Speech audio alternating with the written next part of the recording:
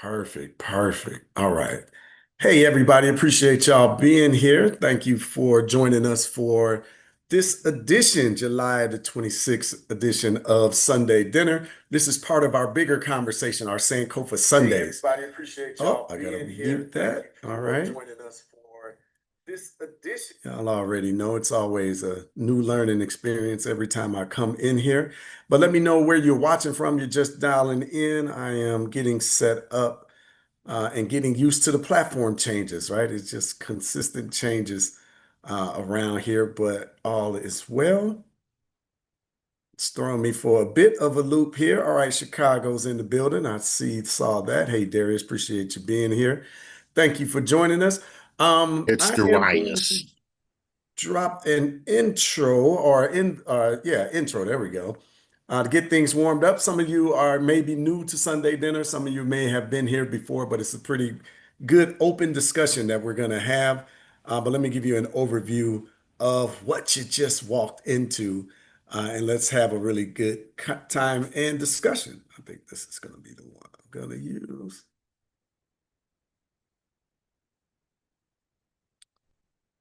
Down in the comments, let's just have a little. One of these days, this will go smooth, but today apparently ain't that day. All right, here we go.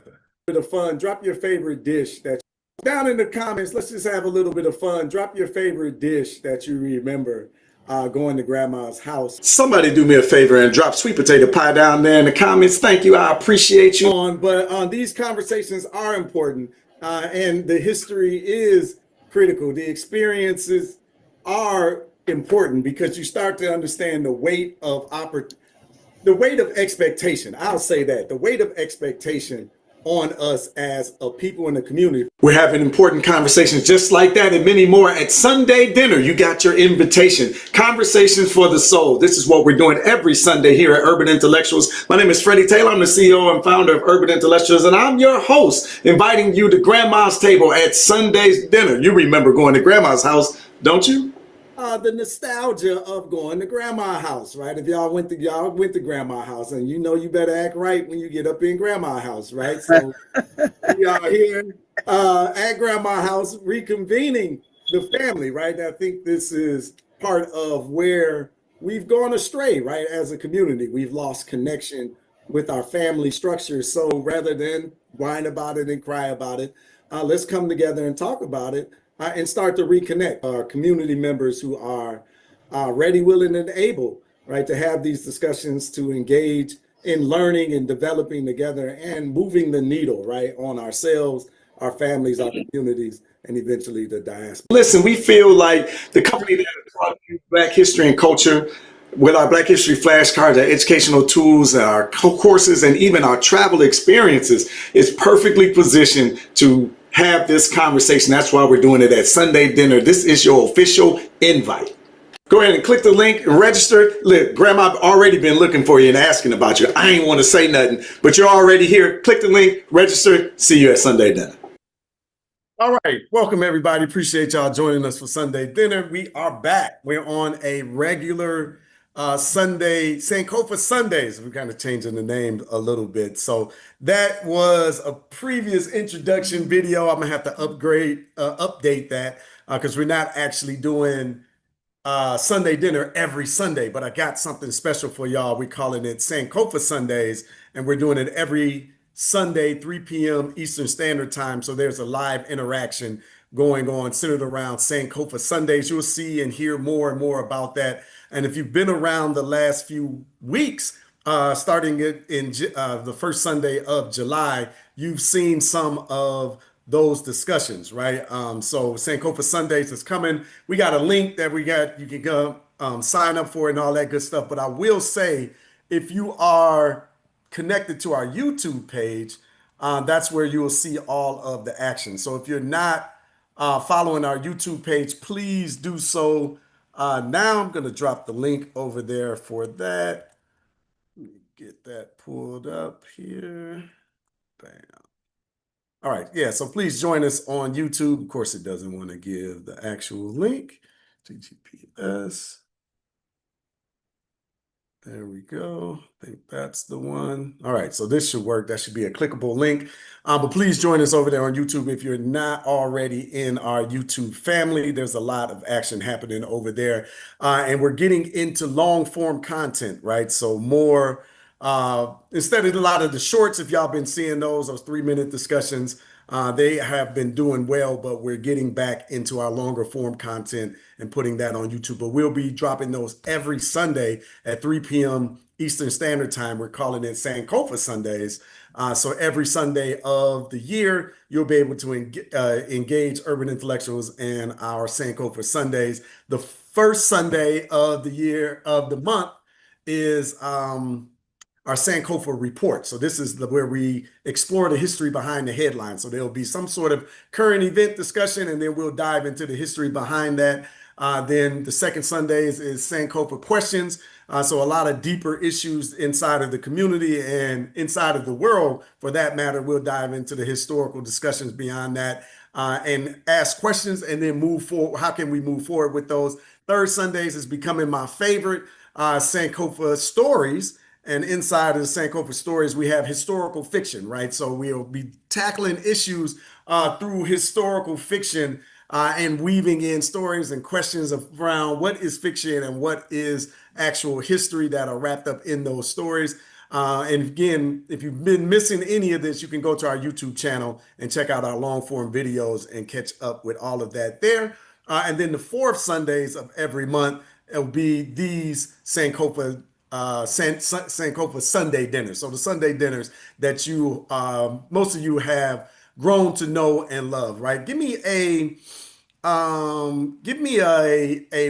one in the comments. If you're new, this is your first Sunday dinner, this is your first interaction, give me a one in the comments. Give me a 2 or 2022 in the comments if you've been here before and have enjoyed our Sunday dinner interactions. Definitely let me know that. I appreciate that. I see a one. All right, Walter. Hey, welcome to the party. Welcome to the discussion. Appreciate you being here. All right, there's 2022, right? We got our twos coming through. Yeah, so some of our seasoned people are in the building. We definitely appreciate that, and our newbies as well. But we're here to have an open and fun discussion, right? So don't think of Sunday dinner as, oh man, I get an opportunity to hear Freddie talk and lecture. This is not really the space for that. My aim here is to involve you into the discussion as if we were at grandma's table, right? So it's like an old school conversation of Sunday, going down to grandma's house, eating with the family and talking about the issues that matter to us most, what we're going to do, catching up with one another. But most importantly, you engaging in the conversation. So for those of you that are here on Zoom, please feel free to raise your Zoom hand and chime in anytime that the spirit moves you. And my veterans, please lead by example and join the conversations as well to kind of get the ball rolling and to let the new people know it's okay to chime in and have your opinion heard, right? This is why we're here. And this is what it is all for. Same with those that are on YouTube, right? So if you're watching on YouTube, I'm asking you to engage as well. Drop down in the comments where you are watching from. I would love to hear and see where the people are chiming in from. Yeah, all right. So I think I got most of my formalities out of the way. I will say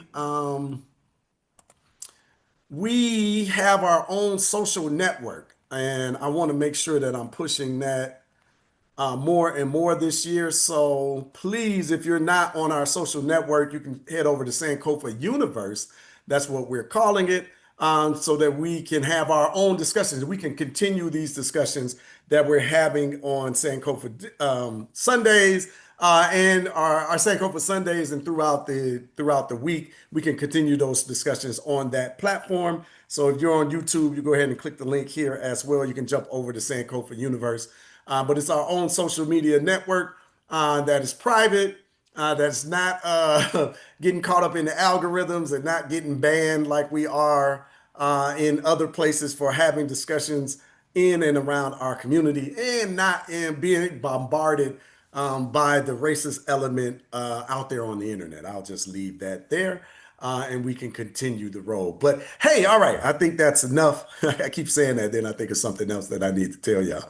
But I appreciate y'all being here. All right, people are still jumping in. I want to, I kind of just want to open up before I dive into like my content, my questions. I'm wondering what's on the minds of the community, right? Let's just have an open what's at the top of y'all minds right now. I know kind of what stories I'm following, what I'm tracking and things like that, but I'm wondering what's on your minds. I may have missed some things. I'm sure I've missed some things. So let's make sure that we involve everyone. All right, Sister Jan, come on into the discussion. What's on your mind? What are you tracking lately? Greetings, everyone. Can you hear me, Freddie? Yes, I can. Yes, I Okay, can. greetings. What's on my mind right now is how are we as a company? How are we doing?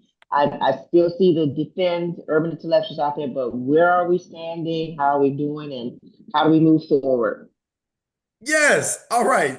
Man, listen, it's like when the lights, camera, action happen, I forget everything that I'm supposed to say and talk about, trying to get rolling into the discussion. But yeah, so let me give y'all an update on where we are as a company. It's something that we actually talked about this week.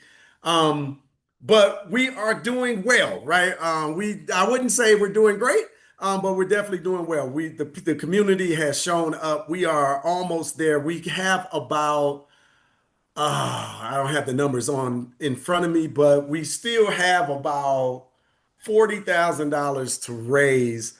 But the situation isn't as dire as it was, right? So we kind of got out of the bleeding red lights, right? Or the bleeding red, the edge, let me put it that way. And we're transitioning in the right direction, but we still need another wave of support. And I feel like we found our footing as far as the messaging and the reach out into the community. But I definitely think I do need to do a better job of updating where we are as a company and as a corporation. If a lot of you maybe did not aware, right? We went through a few months this year, really most of the year, struggling as a company, right? Trying to generate enough funds to cover our monthly expenses, right? And I know it's like, oh man, you're on the internet. What type of bills could the internet business have? And let me tell you, there are plenty of bills, right? We're running a corporation. There's always people in your pockets. And I say people, but those are services that are needed in order to deliver the products that we create, the services that we generate, and to have this online presence. It all costs money, right? So generating that money has been a bit tough. Let's just put it that way. With the raise in the tariffs, raising our costs, raising everyone's costs, right? So when cost of goods go up, everybody in business raises their prices. So all of the services that we have as well, they go up. The cost of advertising has gone up. So it just kind of made our margins a bit tough. And frankly, over the last year or two, we took on some bad debt. And this is, in my opinion, really where we went wrong, right? We should have just scaled down in that immediate moment and pulled back and did some other things, but we're kind of in this situation. So I said we're about $40,000 short on getting rid of that bad debt. And once we're out of that bad debt, it'll be a completely different company. But we're trending in that direction. It might even be a little bit lower than that at this point. And where we started at was much higher, y'all. All right. I know that still sounds like a lot of money, and it is. It's not like it's a little bit of change, but the difference in paying that back on a monthly basis and then actually having operational margins in the company really strengthens us. So we're still looking for our members to support, and that's really just joining the membership, right? So we're not really asking for donations. We're asking people to join Urban Intellectuals as a member and then take advantage of what all that we have to offer. And members gain access to our Black History classes. There's Black History classes for adults that run on a weekly basis, and then you also gain access to the 2 years of previous classes that have already been taped, recorded, and put into the archive. And then, and or you can join, that's called the Sankofa Circle. And then the Sankofa Club is our Black History classes that we teach for children. And all of this is done virtually. The Sankofa Club has been operational since 2019. So there's literally like over 700 classes that are available on that back end. And they teach live classes twice a week inside of the Sankofa Club. And there's a myriad of other benefits, but those are the main things. So our Defend program is pushing $100, gains you 100 days of access so that you can come in, you can support the company, the mission, the work, and gain access to our memberships as well. We have monthly memberships as well. Let me just drop that link. Let's see. Thank you for that, Jan. I didn't even have any of this dialed up, y'all. So I appreciate definitely that. But if you're interested in supporting the mission and what we're doing, there is that link there. We would definitely appreciate you. But that's really where I have to turn my focus is we're still going to be selling our products. We're still going to be moving our flashcards and shirts and games and all of the things that we do physically centered around Black history and culture. But really, I need to make a return to membership because it's really, if any of you are in business or entrepreneurs, consistent, predictable revenue is really the foundation of the company or foundation of the business, right? So if you have I'm just going to use a random number, $30,000 a month in expenses, and you have a membership that pays $40,000 a month in members, obviously you already cover all of the expenses for the business each and every month. And then anything on top of that is addition. So we ended up in a situation where we ignored our memberships for far too long, and that number started to dip below our monthly revenue expenses. And this is, in my opinion, one of the errors of my leadership is taking my eye off of that ball and the importance of the membership. So we're returning to that, right? So right now we're running our Defend or our Save Urban Intellectuals program, which is really pushing our memberships. And then eventually you'll see the transition back into conversations about joining the membership because of what the benefits of history and culture have to do for us individually, and then as a community as well. So we'll be pushing that more and more. All right, so we are trending in the right direction, Jan. So thank you for that. I'm really excited about the direction that we're going. I'm excited about really leaning back into our short form content production that is doing very well, gaining exposure to new audiences. New people are becoming aware of our work again. And then this edition of the long form content as well every Sunday with our Sankofa Sundays. So you're really going to see a lean in and a push on that. And then from that long form content, we gain not only eyeballs, but when people start to watch you for a longer period of time, they start to know, like, and trust you. And then from there, more and more people will be interested in joining our membership, grabbing our products and services, and then basically giving us an opportunity to reconnect with our audiences even better. All right, so I appreciate that, Jan. Thank you for holding me to that, right? Holding me to an update. And I got to remember that I need to be doing that on a weekly basis to let you know where we are and as we continue to get this number down. And I'll be even more transparent with you because I mentioned $40,000. Really, there's $25,000 of the worst debt, right? Like it's probably about 24, 23,000 now. And the sooner we can wipe that, that is, man, you'll see Brother Freddie with that Kool-Aid smile, because we'll get out from under that particular. Um, I won't call it. They call it predatory lending, right? But it was just a situation I shouldn't have took it, right? That's just the skinny of it all, right? But it's hard, all right, again, just here we go. Y'all know I always end up saying too much, but it's hard to let your baby go, right? It's hard to admit that your baby is struggling. Um, and it's hard to say, all right, we got to make some drastic changes, right? I didn't want to let people go from the staff, right? And the team, right? So rather than do things like that, right? I'd rather cut my salary. I'd rather take out loans. I'd rather put in money personally. I'd rather secure things that way and try to drive us out of this hump. But I stayed in that too long, right? And that's just really the facts of the matter, right? But we are trending out of that. So I'm super excited about that.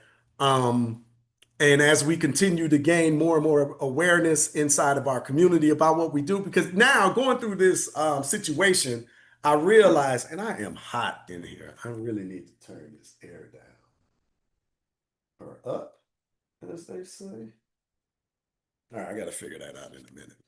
But what I realized is most people had no idea that we even had memberships, right? They really just thought we were a flashcard company and we were just selling Black History products. So again, that was just really my fault for not centering an important element of the business and one that gives tremendous value to our audience, right? Because people who are in the memberships actually love them, right? Give me a me in the comments if you're one of our members inside of either the Sankofa Circle, Sankofa Club, or even our Sankofa Legacy programs, right? And see, look, here's Legacy. I haven't even talked about what that is, but we got more and more coming. All right, see, my members are showing up. I appreciate y'all as well. We got a really good community that we're building, y'all. So I just got to do a better job of talking about it and pushing it out there and keeping it in front of our audience's faces. And that's what I'm doing more and more of. If you're following us on socials and really on YouTube is what I'm leaning into, just because of the know, like, and trust factor that it builds. It's really the platform that I've ignored for the longest. And I shouldn't have, right? Another error, right? We can get into all of that. Hey, Sister Alicia, come on into the discussion. What's on your Hey, mind? good afternoon. I wanted to know the link that you put in the chat, is that to get people who are not members to get joined for $100 or $100 per month? Okay, because I've got Yes. some people that I've talked to because I've been every video you've been doing, I've been sending it out to people. Oh, I So appreciate now you. I'm gonna start pushing that little link then so they'll come and join. Yeah, thank you for Yeah. that. Thank you for that. But yes, that is the link. Okay. Definitely, and we definitely appreciate that. Yeah, that's great. That's great. I mean, I appreciate y'all so much. I know how many people have really been supporting what we're doing and pushing. So we definitely appreciate that for sure.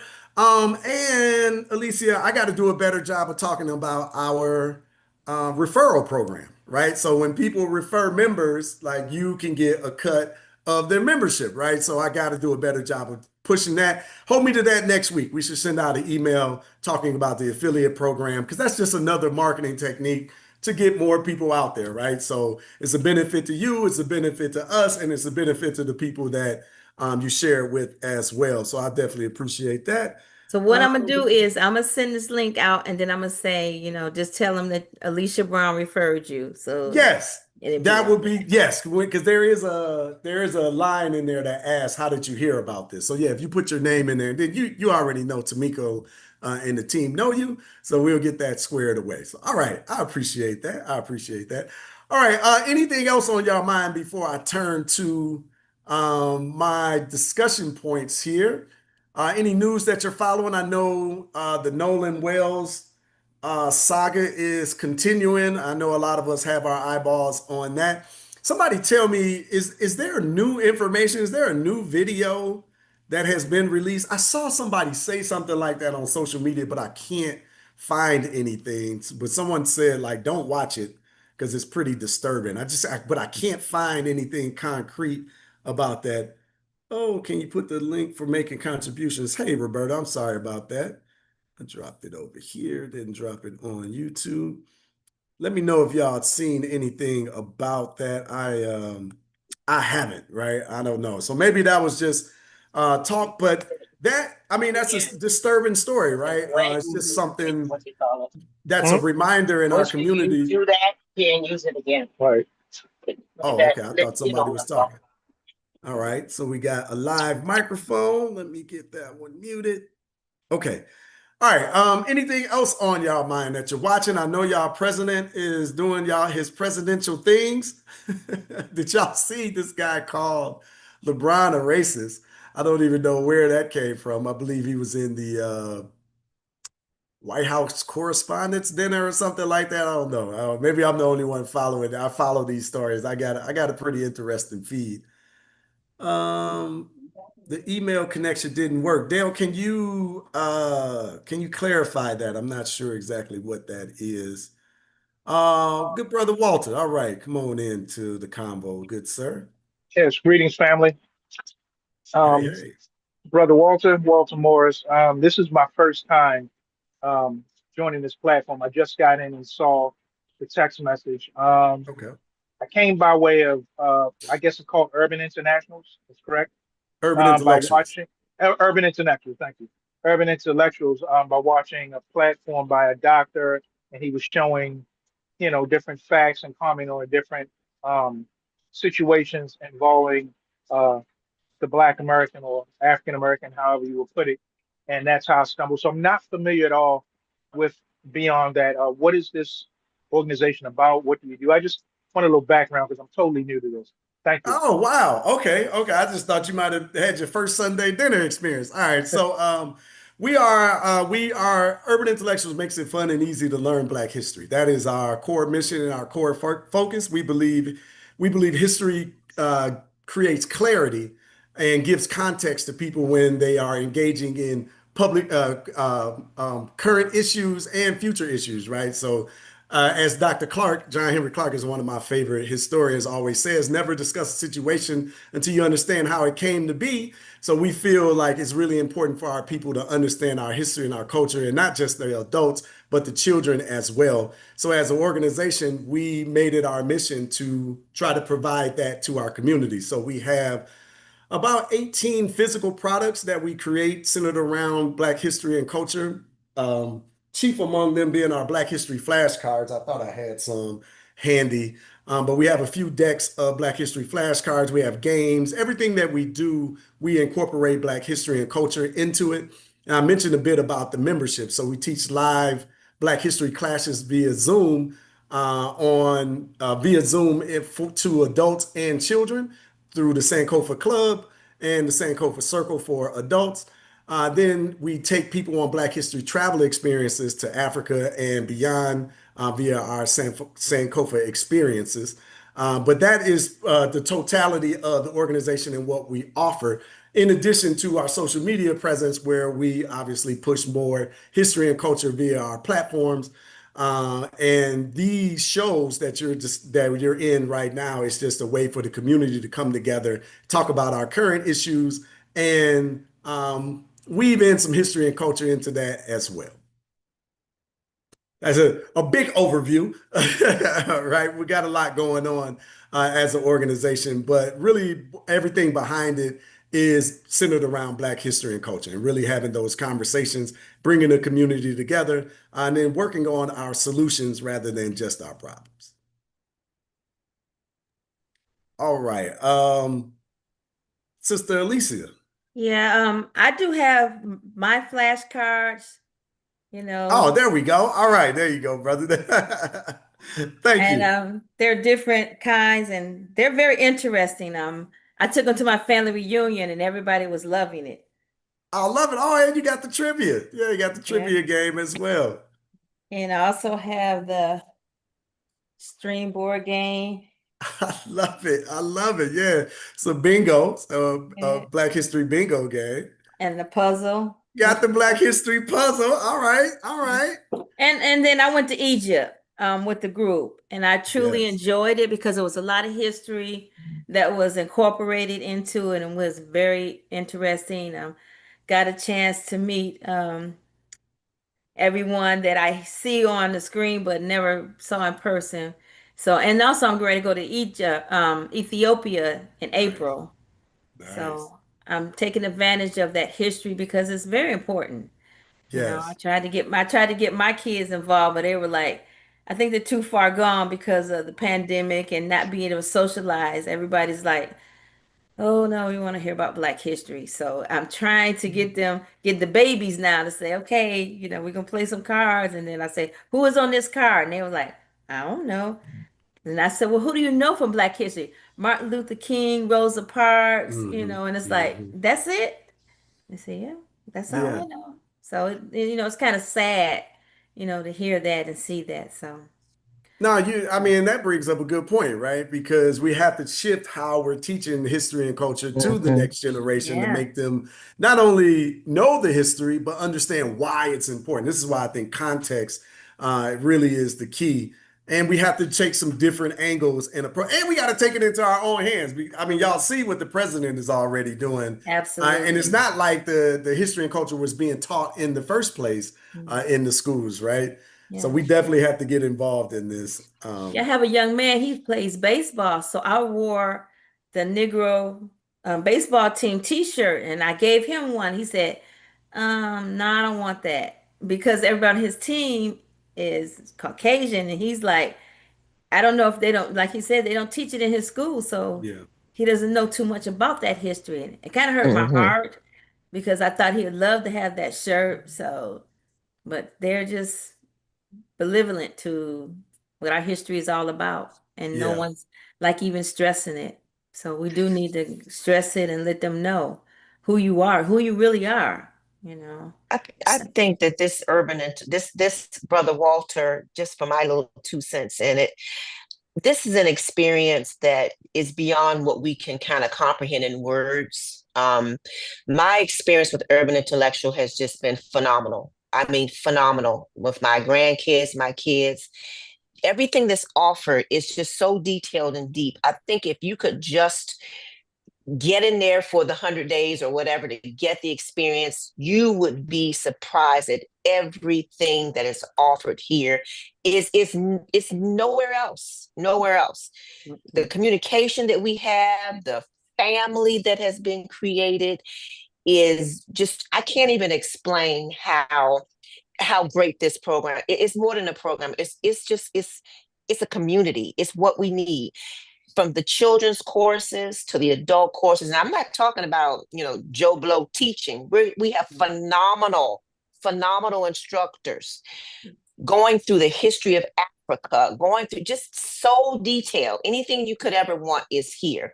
And so it's really not easy to just explain it. It's one of these things, you got to sit in it. You got to sit in it and you got to come in, and then you will be blown away. So if you have an opportunity to get any kind of access, I would take it and just kind of delve around. There's so much to see. I mean, from the kids, they have jigsaw puzzles. They just work out puzzles. It's so phenomenal. I would suggest, if you're having any inkling of wanting to see, you can't beat it.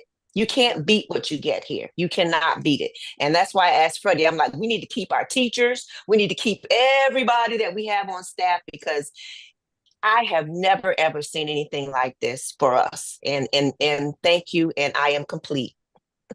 thank you, Sister Jan. And by the way, Walter, Sister Jan doesn't work for the company. She's a member.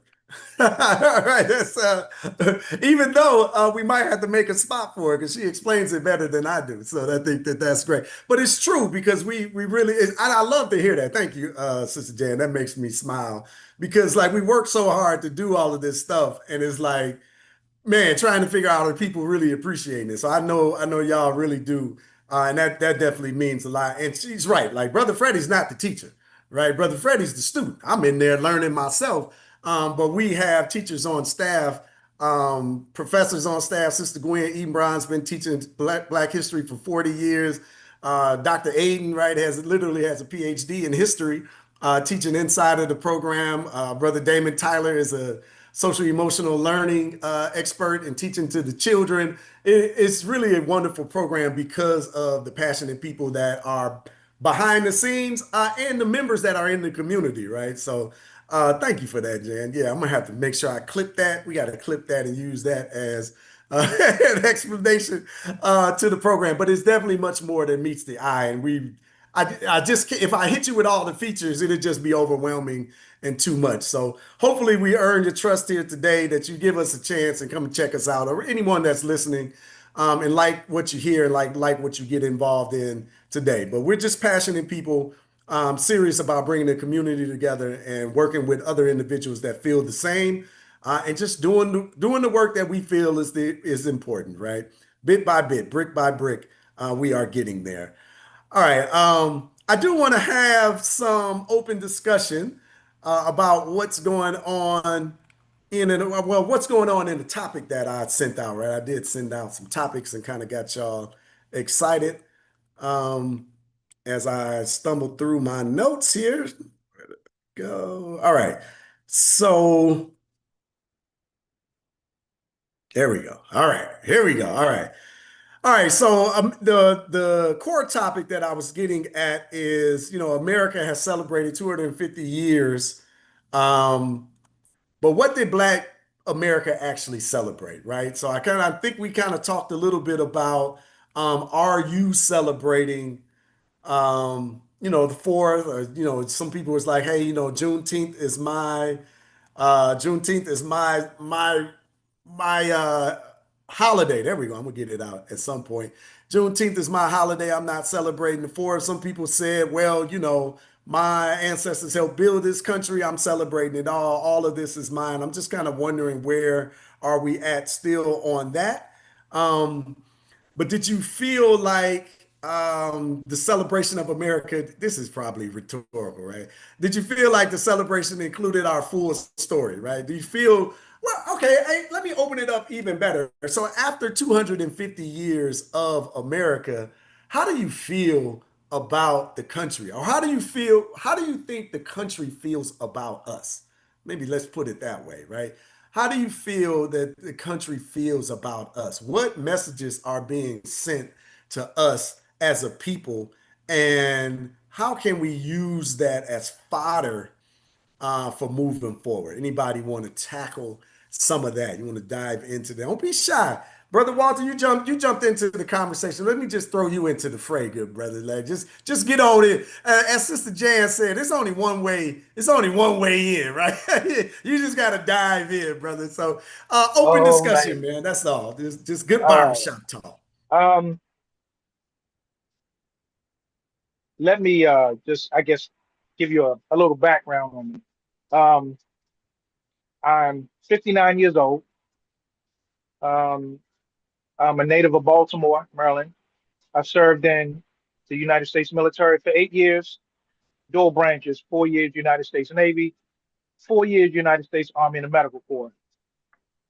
Um, I'm currently, I've gone, Methodist Baptist. I'm uh, a West African Judaic practitioner, believe in Torah. Well, some would say Jewish. That's the Okay. political correct term. One of the things that I've noticed seems to plague us, the Black community, is that we've tried to become unified for decades. And the things that divide us, one, are religious belief, um, and political stances, Democrats versus Republicans. Politics and religion seem to be the two most diverse, divisive issues within the Black community. And I feel like we need to focus more on uh, unification as opposed to inclusion.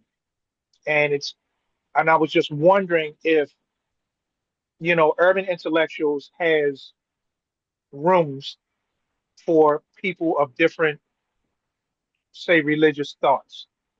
This is the country freedom of religion, but we know that's a very diversive, the Jews don't want to sit with the Muslims, don't want to sit with the Christians, don't want to sit with the Baptists, who don't want to sit with the Episcopalians.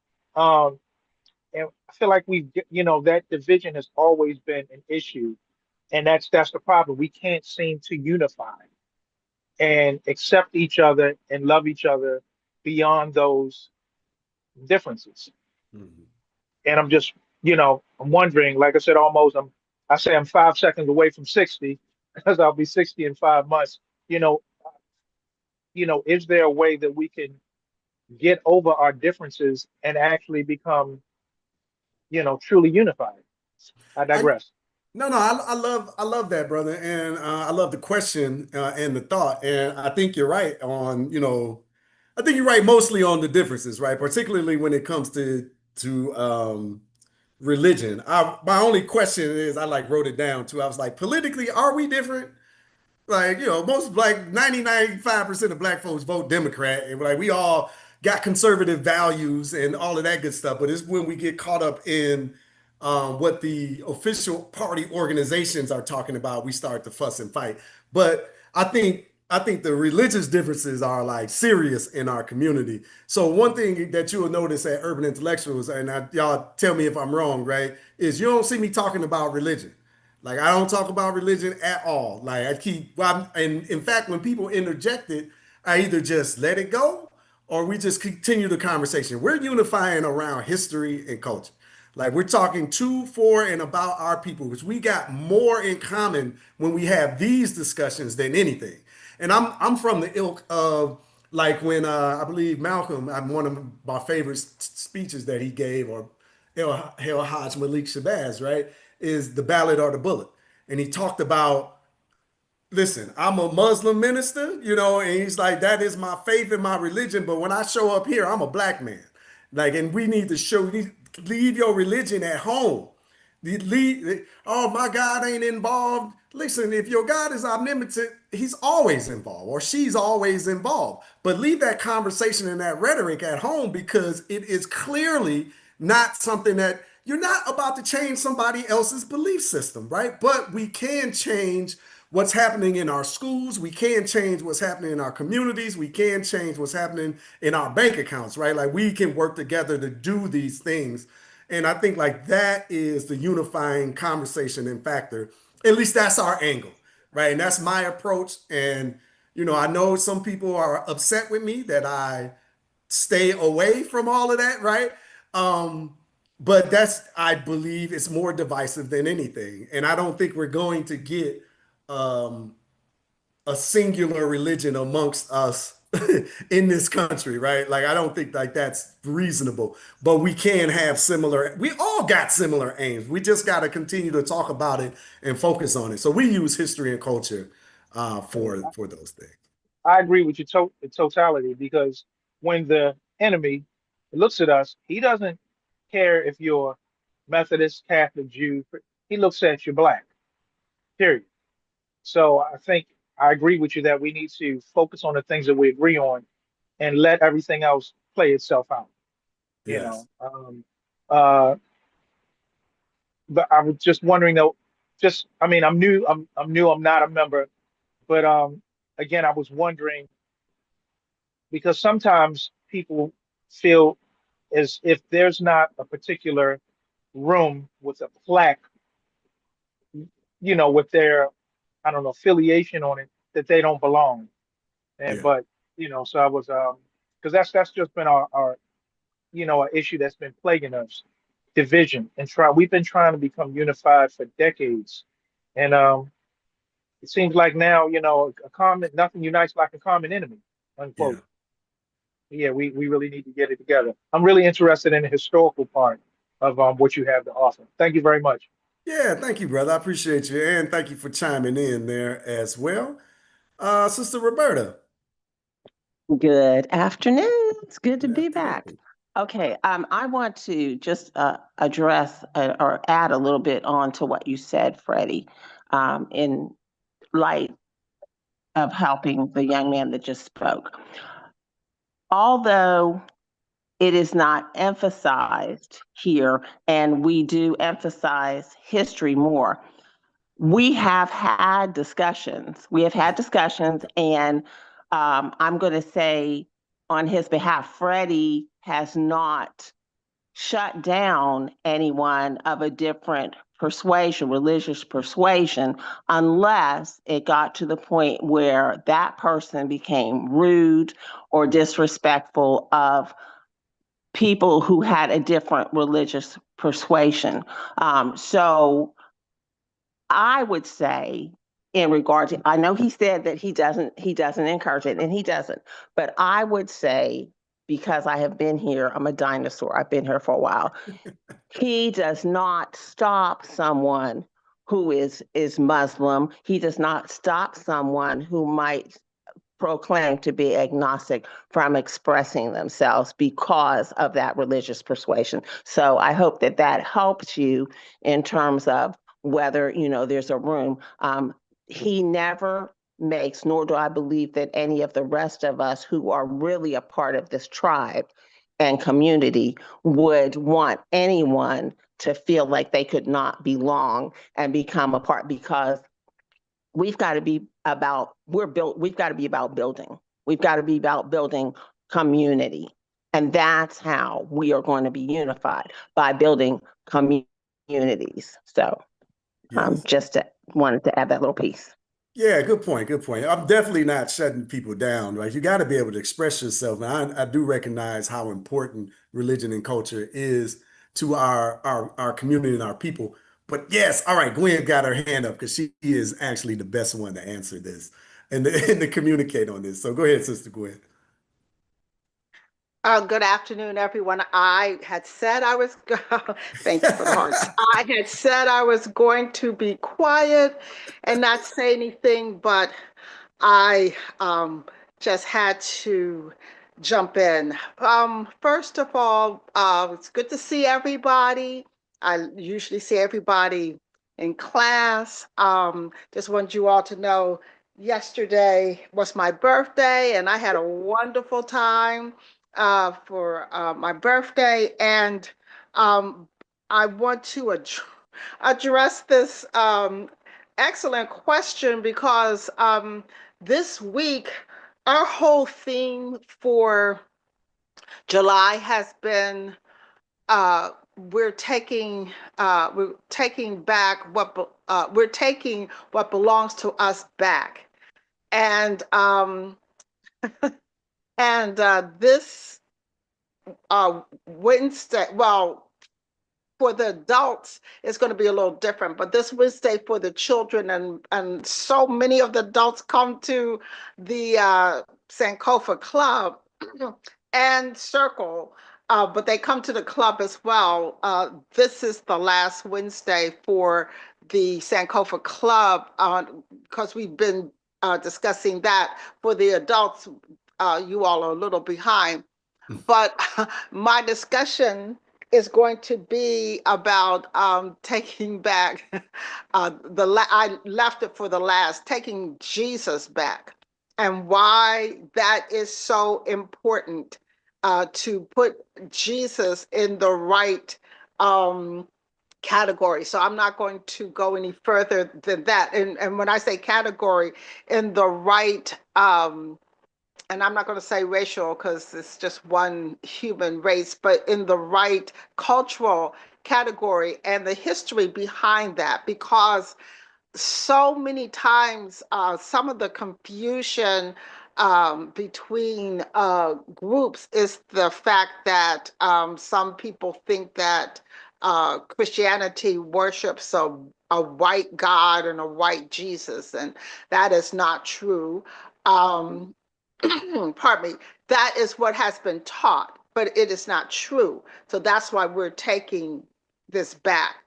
And basically on here, the one of the times that we did have a discussion that I was leading the discussion, we had a wonderful discussion. The whole issue of Black people going against one another about their beliefs, whether it's a division of Christianity, Baptist, Catholic, and so on and so forth, or Christianity with Buddhism, or Christianity with being a Muslim. I think with this administration, that has taken a far back seat because there was something that Dr. Aiden stated on Juneteenth, I think it was, about alignment. We have to be in alignment. I'm moving, personally, I'm moving away from unity, because I think when we say unity, I think everybody thinks, as a counselor too, I think everybody hears unity and they're thinking everybody has to think the same way, be the same way, and has not helped us. But if we think about alignment, then you can come down your street, I can come down my street, somebody else can come down their street, but we have a central goal and destination, and we all arrive there on our own individual roads. And I think that's what we need to start moving towards. We've been talking about unity too long, and and it's not so much unity, it's alignment, because when you align, you do unify at the central goal. But when you're trying to get to the destination, you can come whichever way that you want to come or need to come, but you don't have to, we all don't have to think alike and be alike and what have you. That's kind of elementary, I feel, at this point.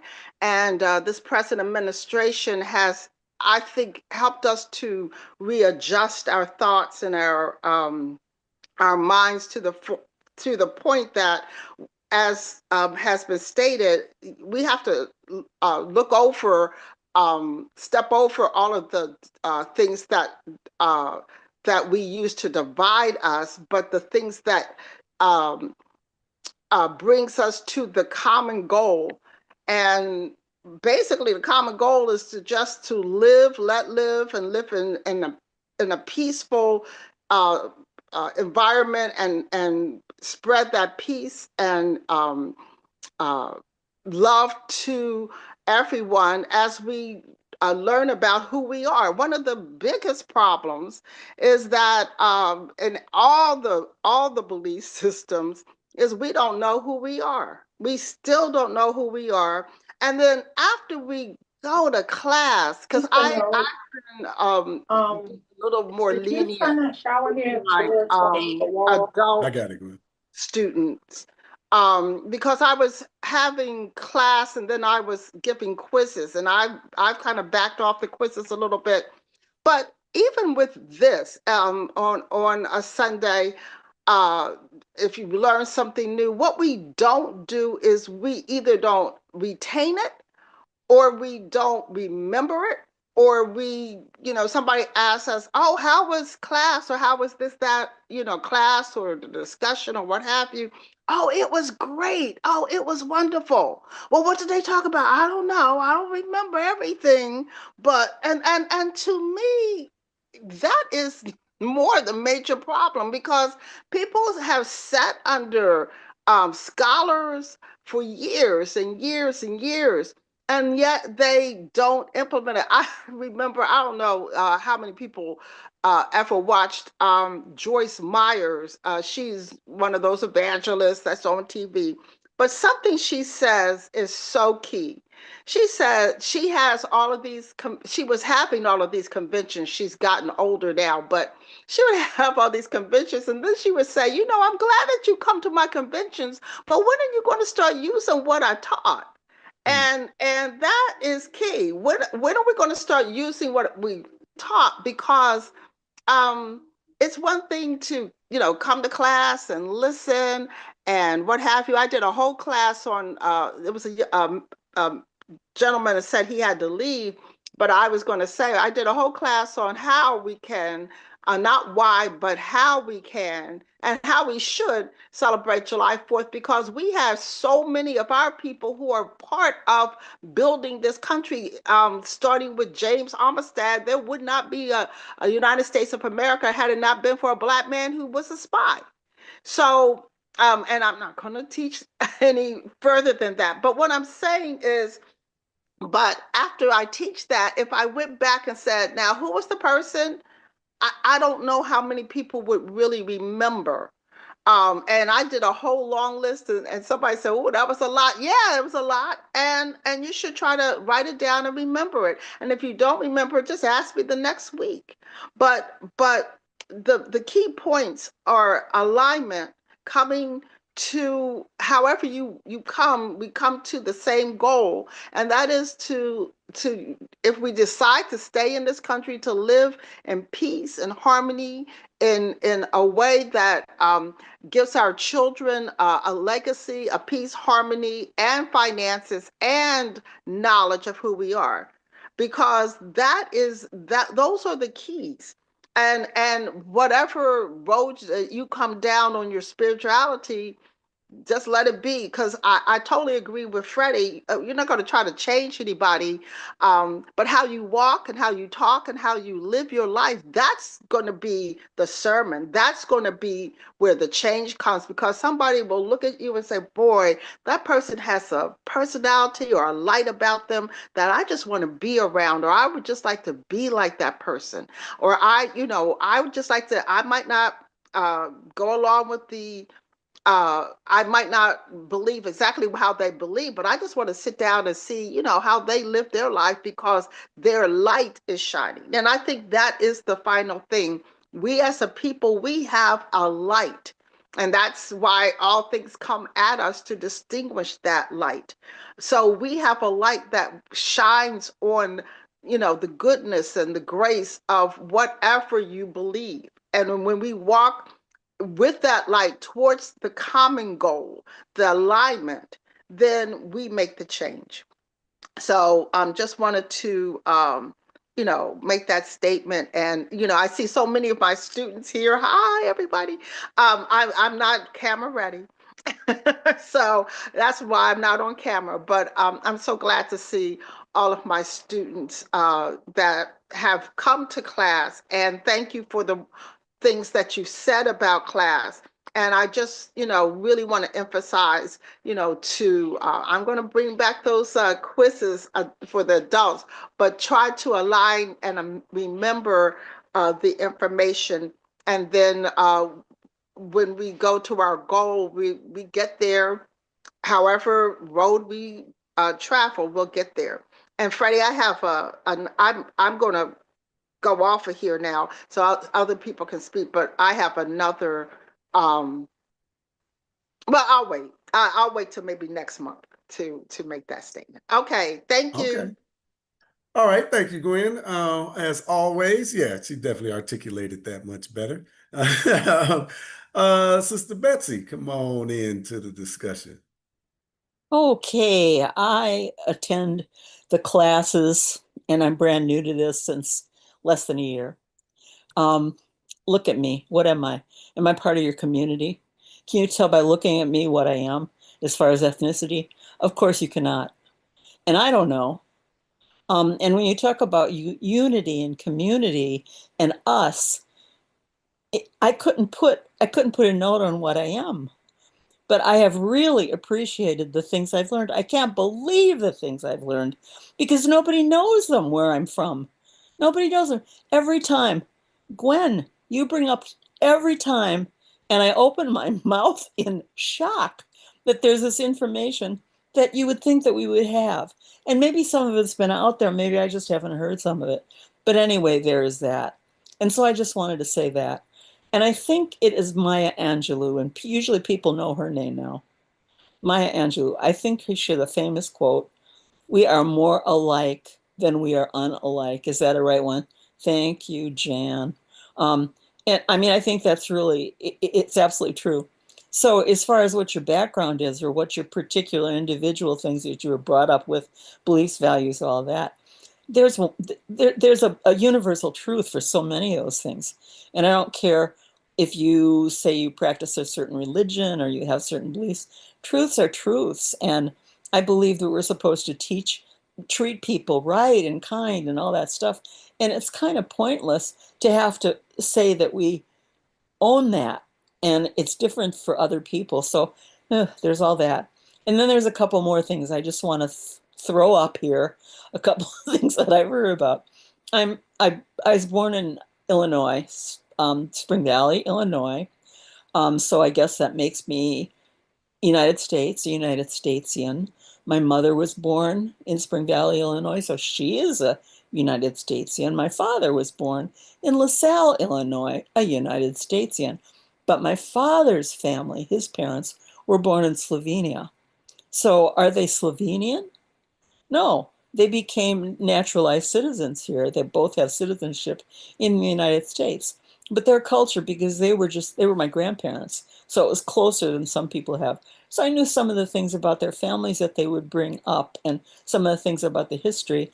And then some of the things that they did not bring up that I heard from other relatives, one of which was, the Holocaust and people being killed. And Nazis, Hitler, the oh, what's the word? The yay people and the bad people. I can't think of the word.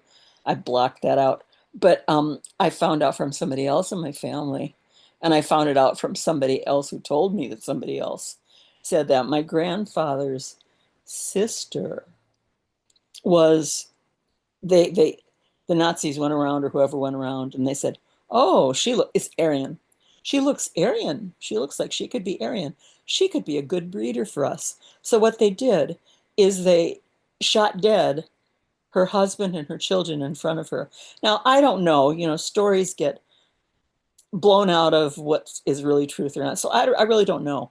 But that was a long time. And nobody talked about that. Nobody said that. That was a thing hidden in the dark that they hoped they could be away from. But we all have things in our history that are maybe hidden and surprising. But Black history, what in the world is that? And what do you mean by Black? I mean, that could be a lot of different things. I think that people don't know so much about whatever we're going to say Black culture is and Black history. They don't know about it.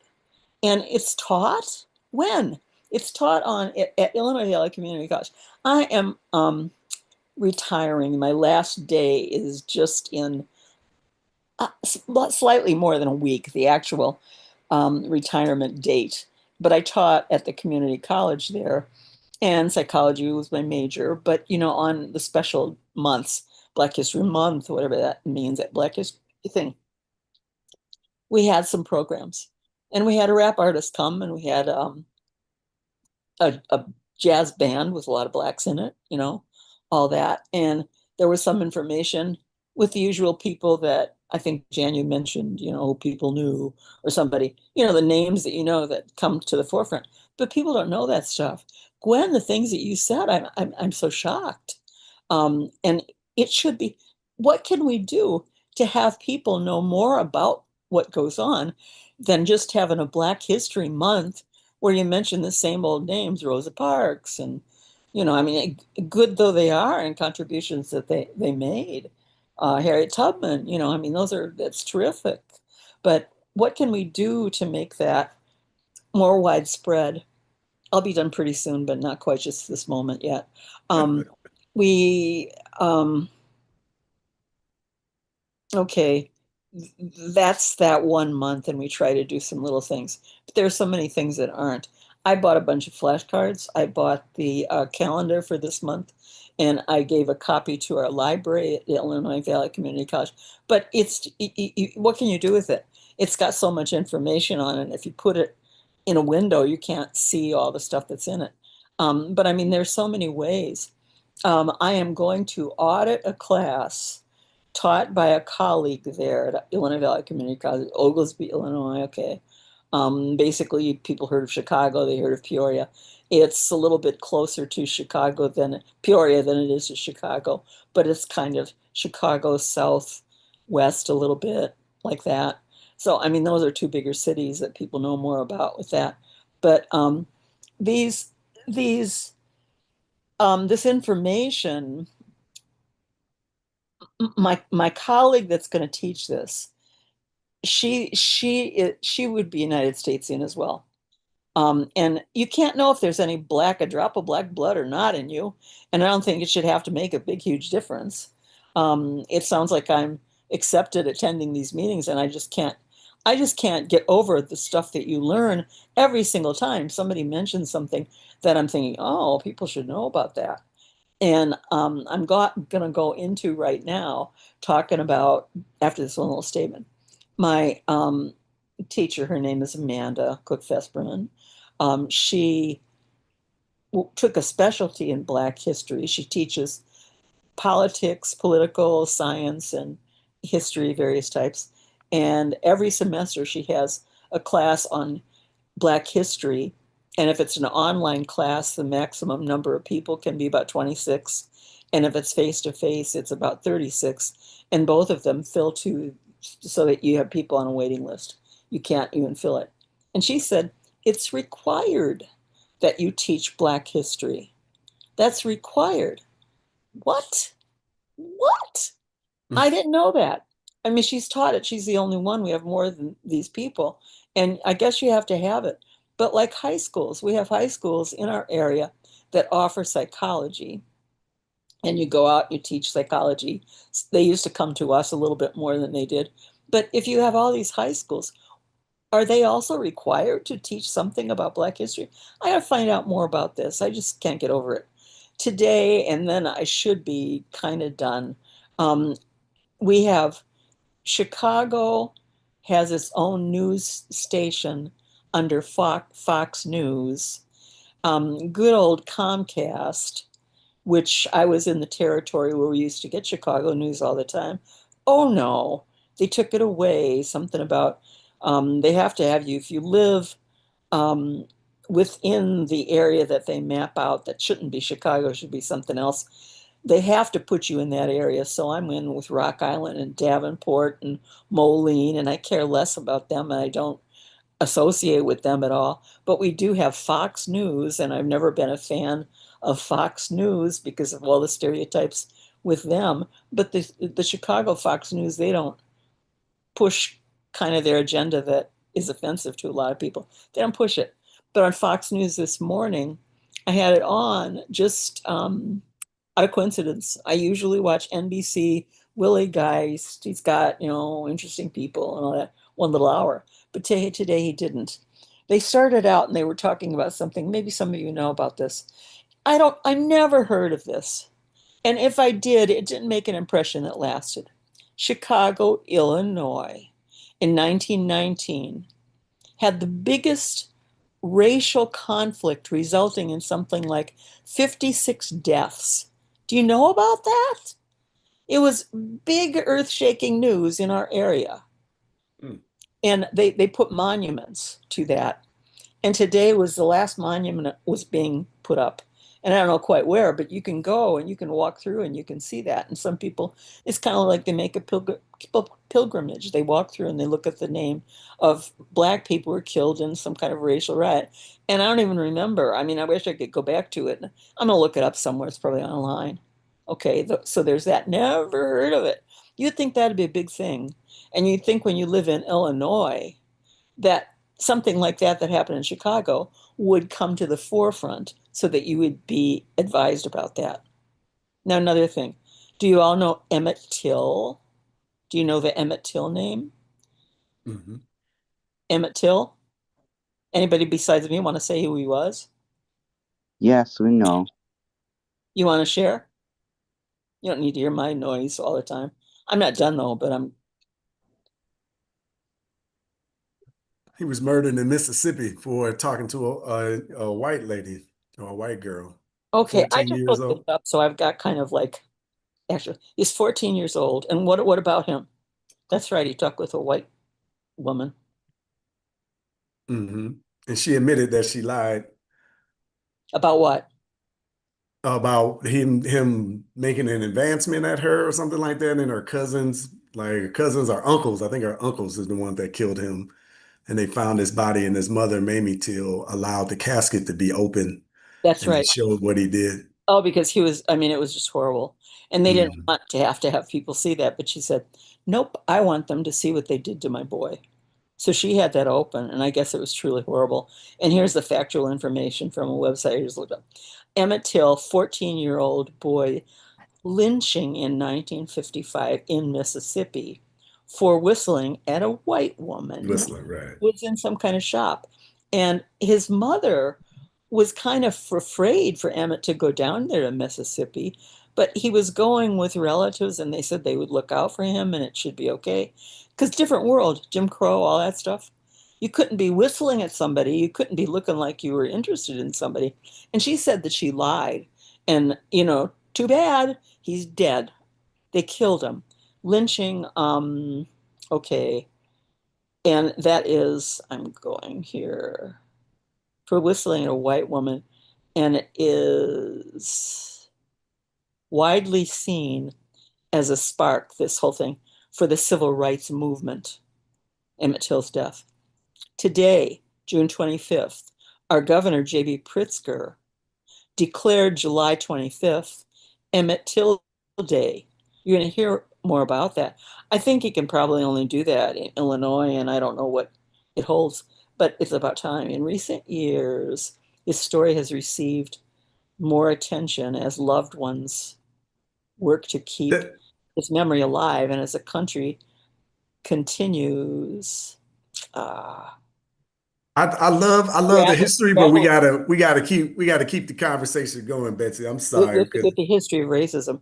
But I mean that's yeah, basically. I'm sorry, but I yeah, wanted no worries. all those things, and if some of those are things are you didn't know, I've done my little piece, and you can look more up about that. But I thought that was pretty interesting. Today he would have been 85 years old, and so they're he's getting, and there is a street with his mother's name and Emmett Till Road or something like that. Every direction that's been I up for. love it. I didn't know that they Well, were thank doing you. that. So that's good information to bring out. I mean, the awareness is coming around, and more Yeah. people should know. It's horrible Oh, if y'all make it to the Smithsonian. Well, as long as y'all President Trump don't get a chance to continue editing history, there is a fantastic piece and memorial to Emmett Till there inside of there, and they have that image of um, of him in the casket there, and they're playing Mahalia Jackson as you walk in there. I got chills like just thinking about it. If you ever get a chance to make it down there, it's definitely worth the visit. There's a lot more in there. But thank you, Betsy. We appreciate that. thank you. I want to let Brother Lamont in. Yeah, you got to unmute, sir. Sorry about that.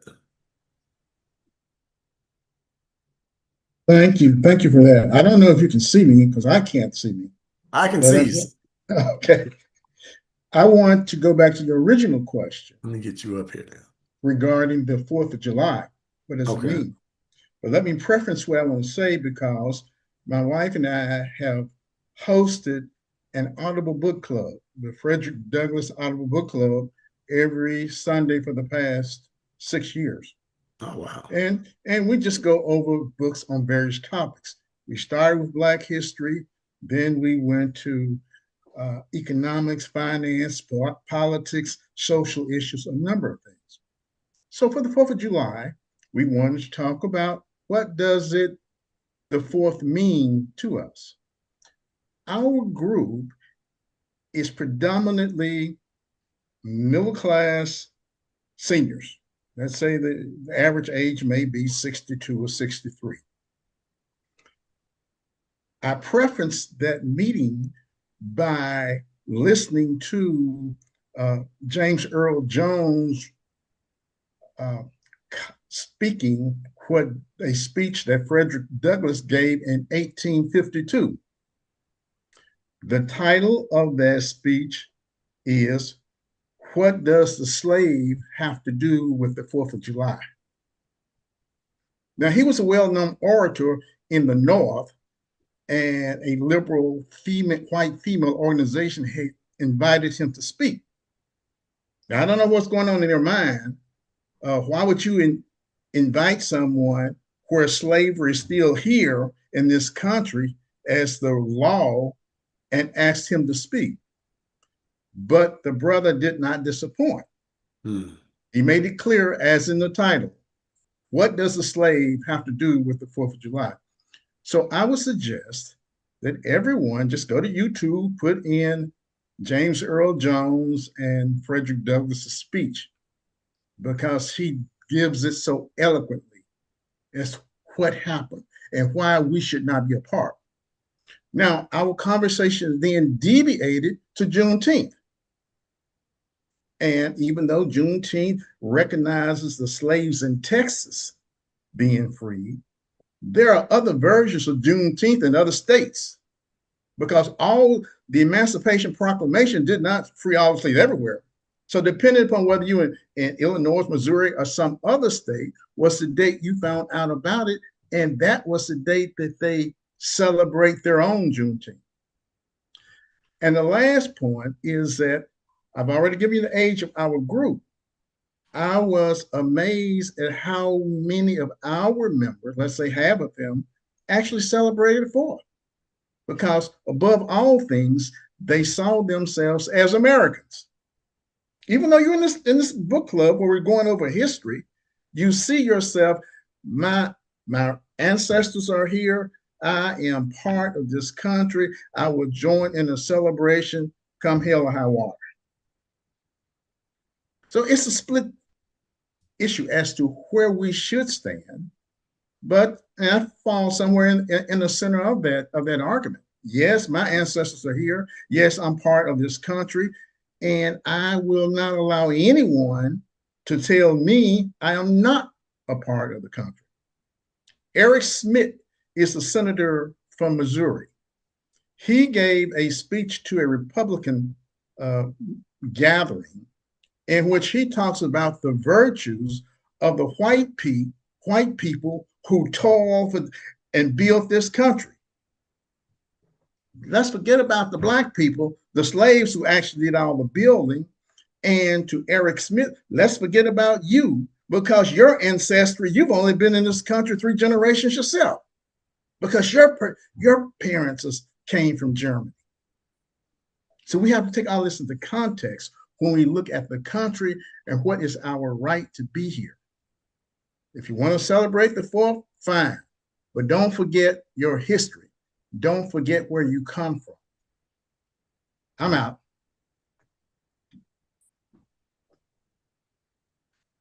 Well said, brother. There we go. Yeah, and good points of reference there. I linked the what is the slave? What to the What slave does the is 4th of slave July. have to do with the 4th of July? Yeah, I linked that down there for those of y'all that want to see it. If you were here, I think it was our last Sunday dinner. Like I actually played that here. Definitely worth listening to for sure. Definitely. All right, Brother Gerald, come on into the discussion. Good, Good sir. evening, everybody. It's been a while since I visited with y'all. I'm enjoying it. Frederick Douglass, I mean, it's been so many years since I heard that speech. I remember the first time I heard it, I was like, oh my God. He went to these white people and reprimanded them. The audacity, the unmitigated gall. You invite me here on this subject? What's wrong with you people? I loved it. And as far as the 4th of July, when I saw this, I bought a picture of Whip Peter. You're familiar with him, right? The slave who got away when the Emancipation Proclamation, and they whipped him so badly. And when he crossed the lines to the army, he got a picture, and it was all over. And when I saw that picture, I started looking up slavery, just what the Emancipation Proclamation was. And it's like 35, 40 years ago. I thought, like too many people, Lincoln freed the slaves with the Emancipation Proclamation, but we realize now, no, we were losing the war. Had he not freed the slaves, we might still be in the Confederate States of America, you know? So the fact that we had so much to do with winning the war, and too many people don't know that, you know? And it's a shame how little we know about what that was. President Lincoln freed the slaves. As far as he was concerned, I used to think he was just being a beautiful person, but if he had the way he wanted us all in Africa. He didn't want us in America, you know, and things have not changed since then. All these people out there, the great grandchildren of Confederacy who at the Capitol building, they never left. You know, so, and one question for you. So you mentioned which museum with Emmett Till? I've been to the new one, the new museum. I don't remember seeing it there. Oh yeah, in DC, the Smithsonian, or at least folks call it the Blacksonian. All right, the new museum. All right. Okay. Yeah. I thought you were talking about another museum. Oh, okay. Yeah. No, I mean it's big, Right. and I feel like they may move that exhibit in and out. I'm not really sure, so I might have just got lucky. And it was We're lucky. We spent 5 days there, 2 half days and 3 days in the middle, Monday to Friday. You had to spend to see everything. Yeah. And I was looking for 2 things: black was the Oklahoma City riots? Black Wall Street. Black Wall Street. And I couldn't find it. As it turns out, they don't have it as Black Wall Street. You have this the Tulsa riots. Mm. And I was looking for my forefather there. My cousin said, "Hey, our great grandfather's in there." And they told me it wasn't, but I finally found him. This huge thing of Jefferson, this huge statue, he's pointing right at him.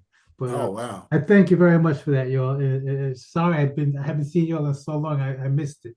All right, that's Yeah, all. yeah. No, That's we're all, glad folks. we're glad you're back. We're glad you're back. Hey, I wanted to you brought up Tulsa. Y'all know how it is when you're sitting around at grandma's table and somebody say something, then it make you think of something. But I was in Tulsa and I learned why they called it a riot. Have y'all heard this?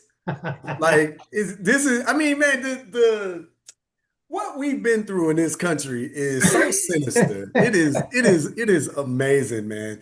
But like, so they called it a riot because there was a clause in the insurance of of the business owners and the homeowners that didn't cover riots.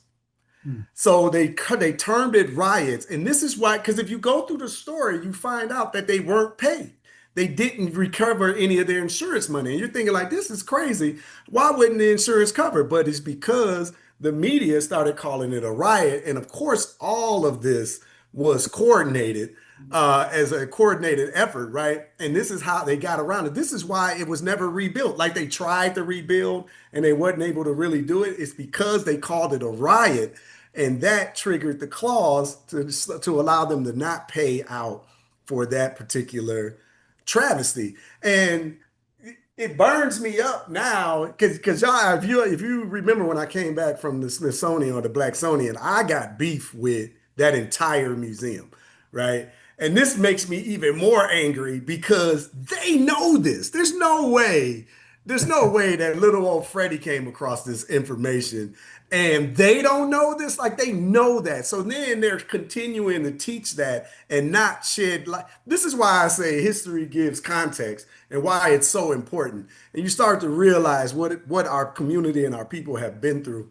Like literal hell. That's crazy. And like my major beef with that with the Blacksonian is that it starts in slavery. Like you got all that space, like you say, 5 days to go through this place, all of that, and you start our existence in slavery. And as Sister Gwen always talks about, right? Like you don't start a book in the middle. Why would you start our story in the middle? And again, you got all that space, all that money, all that time, all this importance. And this is what you're gonna surmise our time on this planet. So if we're born in a barn, right? Like we're cows or something? Like what? Like I don't understand. I don't understand that. That really upsets me. Brother Walter, come in here before I just go ahead and go They off couldn't the afford rails. 2 more floors of history before slavery. It takes 3 floors, at least, history before slavery, Africa. They didn't have enough room. Man, they could have gave a corner. It could have been something like, man, that's terrible to me. I hate that. Go ahead, Brother Walter. It's you know, I didn't know that, Brother Freddie. I didn't know it at all.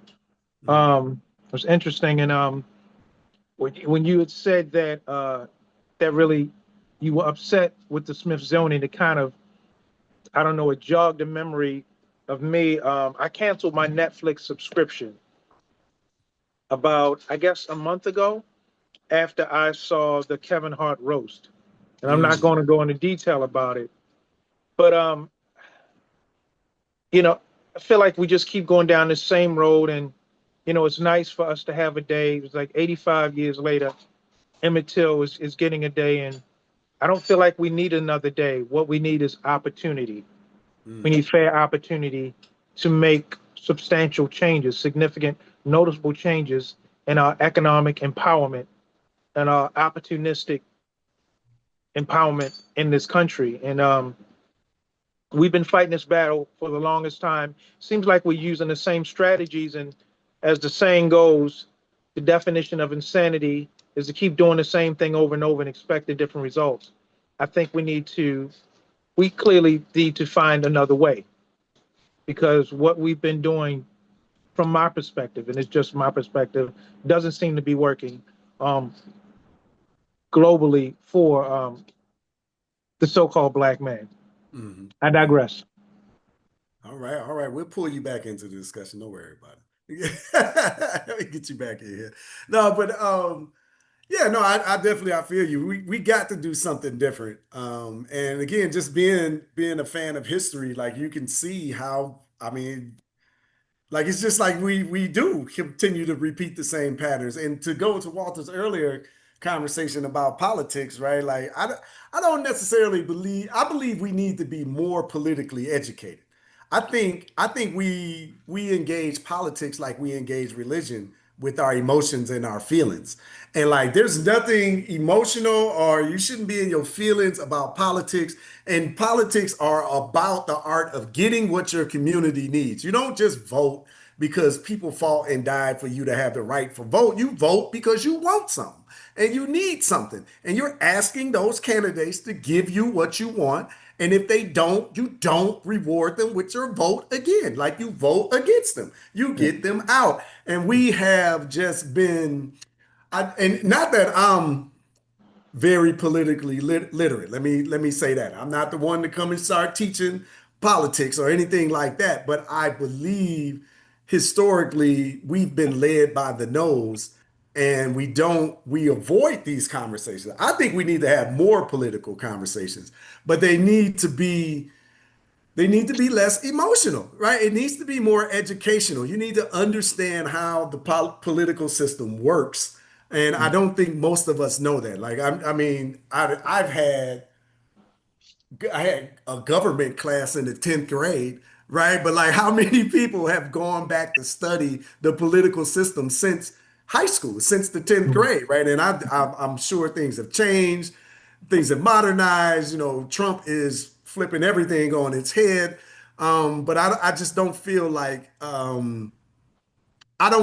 we're politically educated. And that probably isn't just a black community thing.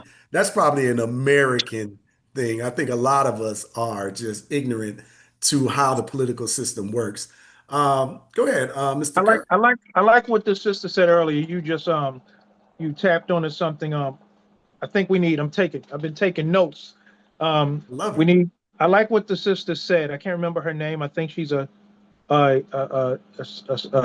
counselor or Oh, Sister psychologist of some Gwen. sort. And Yeah, she Gwen had Ebron. mentioned the word alignment.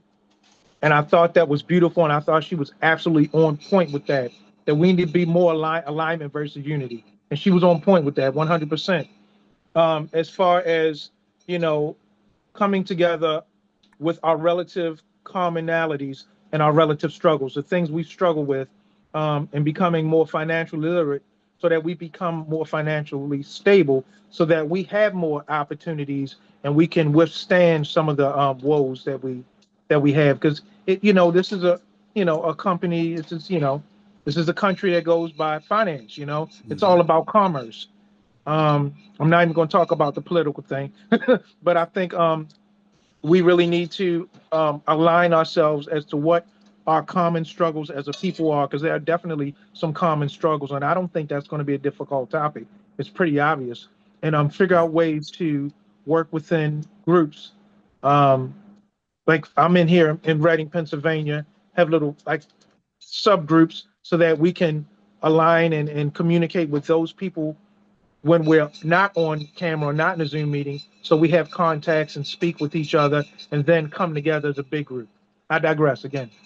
I love that. I love that. I love that, brother Walter coming in taking notes, y'all. I love that. Love that, brother.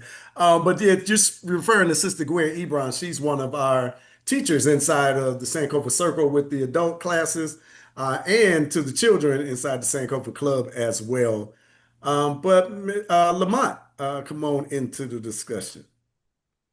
I just want to add a comment to what you said about our political education. I watch everything, right as well as the left. And several years ago, Steve Bannon gave a speech in which he talked about their efforts to develop Black operatives. Very scientific approach, no emotions in it. This is just a business deal here. And those Black operatives that he said would play a major role in rallying Black support for Trump, well, I don't know if it worked, but it certainly appeared that if you look at the number of Black men who supported Trump. So we have to develop that same type of discipline, that same type of understanding the system to go in and do something, not based on emotion, but being able to address the needs of our people. I'm out. I like that. I like that. Y'all really making me think, and our Circle of Legacy members, y'all already know I love to add stuff, right? So I'm really feeling like we need political education, and I would love to start with the children, right? Like just how the government works. I just think if we're gonna combat like political operatives, we got to feed knowledge into our youth and continue to develop and build them. But all right, so anyway, that's just thinking out loud. All right, Sister Deborah. Oh, you got to unmute, sister. Oh, I'm sorry. No one of the things, there are so many discussions, oh my gosh, topics that have come up that I want to speak on. But one of the things I look at, and I'll go by my experience. Right now, I'm raising an 18-year-old, my grandson, because my son, his dad, was a victim of homicide. And so one of the things is, and he says to me, you're my grandmother, but you talk to me like you're my grandfather. But anyways, one of the things that I tell him that's important, I want him to go into manhood knowing that his thoughts, his feelings, they matter, that he matters in this world. And don't go into the world. I said, and I tell him all the time, you're going to have things and people come against you. Being where you work, how you've experienced it in school and everything else. And I said, bring your authentic self. When people say something to offend you, let them know. If somebody hurts your feelings or they disrespect you, at that moment, say it and just tell them, I'm big, but I'm sensitive. You're a human being. And I think it starts with, I look at the men in my family, from my grandfather, my dad, and my uncles, my brothers. And one of the things is, and I wholeheartedly understand it, but I'm like, until we give a voice, we encourage our children to have a voice that and I think it starts when you're young. That what you feel and what you think matters, and it will encourage them to be it in a church or a group or wherever to say, you know what, I don't think that's right, or my opinion is this. And like I tell them all the time, you don't lose any manhood by telling people how you feel. That you're hurt, that you've been attacked or whatever, be it racist comments or from your fellow Black uh, peers. And it's like, oh my gosh, I think that is so important that we don't encourage our children to speak up. And the other thing, I wanted to get back to what Betsy said in terms of reference, why there's a question of how to extend the information concerning historic events with Black people. It's like one of the things is it's up to us. I have I got my cards from Urban Intellectuals, my flashcards, and we had a family reunion, and I incorporated them in my family reunion, to start the discussion and give people the knowledge. And even with my grandchildren, I have 9 grandchildren, but I not only taught them about slavery, I've taken them to Rochester, and they're amazed because now they know Frederick Douglass was actually a person, not just somebody they hear about. I've taken them to Harriet Tubman's home in Auburn, and they've seen where she lived to know she was a real person, not just somebody you'd hear about in school in February. Yeah, and I look at it, that's up to us in terms of getting back to what Betsy said. We have to put that information out, just like you always say, Freddie. We have to be the ones to do it. Otherwise, we're in the climate where we have a government that's trying to eliminate a lot of the information. But even if he takes down everything, that doesn't mean that our children won't have a chance when we pass it on to them what has historically happened when it comes to Black people.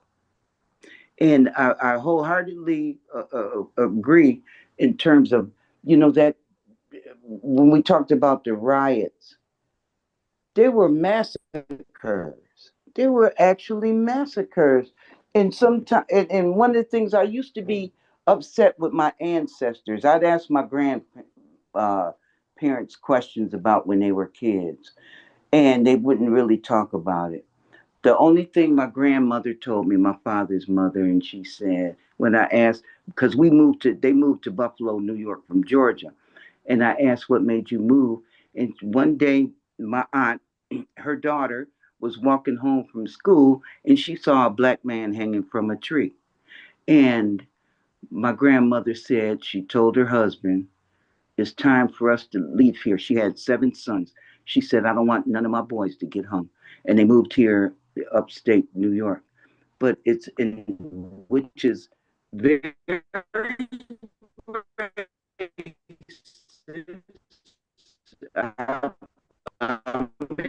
Buffalo is very segregated, and there's a lot of racism in Buffalo, New York. I take my grandchildren; they're older now, but when they were younger, and I take them wherever we go, to events and stuff, and they'd always say, "Why are we the only Black folks here?" And I say, because Black people don't recognize this is their world too, and it's like you have the right to go. Everything that you see is your right to go. And so we've been to so many places, and it's like they're no longer quizzed, ask me about why are we the only Black people, because they understand we don't do it. But all I can do is tell them, you take your children when you have them. You take your children to see the world. This is your world too, you know. And I look at it. It takes courage. And another thing. I know I'm going on because, like I said, so many questions. So many topics came up. But I took my granddaughter. I was on my way to take her to orientation at Fort Valley College, and so we stopped in Alabama and we went to the lynching memorial. And one of the things, I was looking at the cylinders hanging from the ceiling, and I knew the counties that my parents lived in, and I saw a name on the cylinder, and I wrote it down. I took a picture and I said, "Wow, that's a name. It could be in my family," and it was the same county. Well, I found out, bless my goodness, that was my great great grandfather that got lynched and the reason they said he got lynched out a man who had gotten lynched, and they lynched him. So it's like so much information came from that, and I've been sharing that with my family. Even things about the lynchings in Georgia, subsequently all over the United States, where people think it only occurred down south. It occurred in New York, Connecticut, Pennsylvania. There were lynchings all over, everywhere, but it's like, I'll get back to that's what I initially was saying, that I'd be angry with my grandparents for not talking. But the more that I learned about their plight when they were, raising children and when they were small, is there was so much shame connected to not having power to cover their wives and their children. There was so much shame connected to it.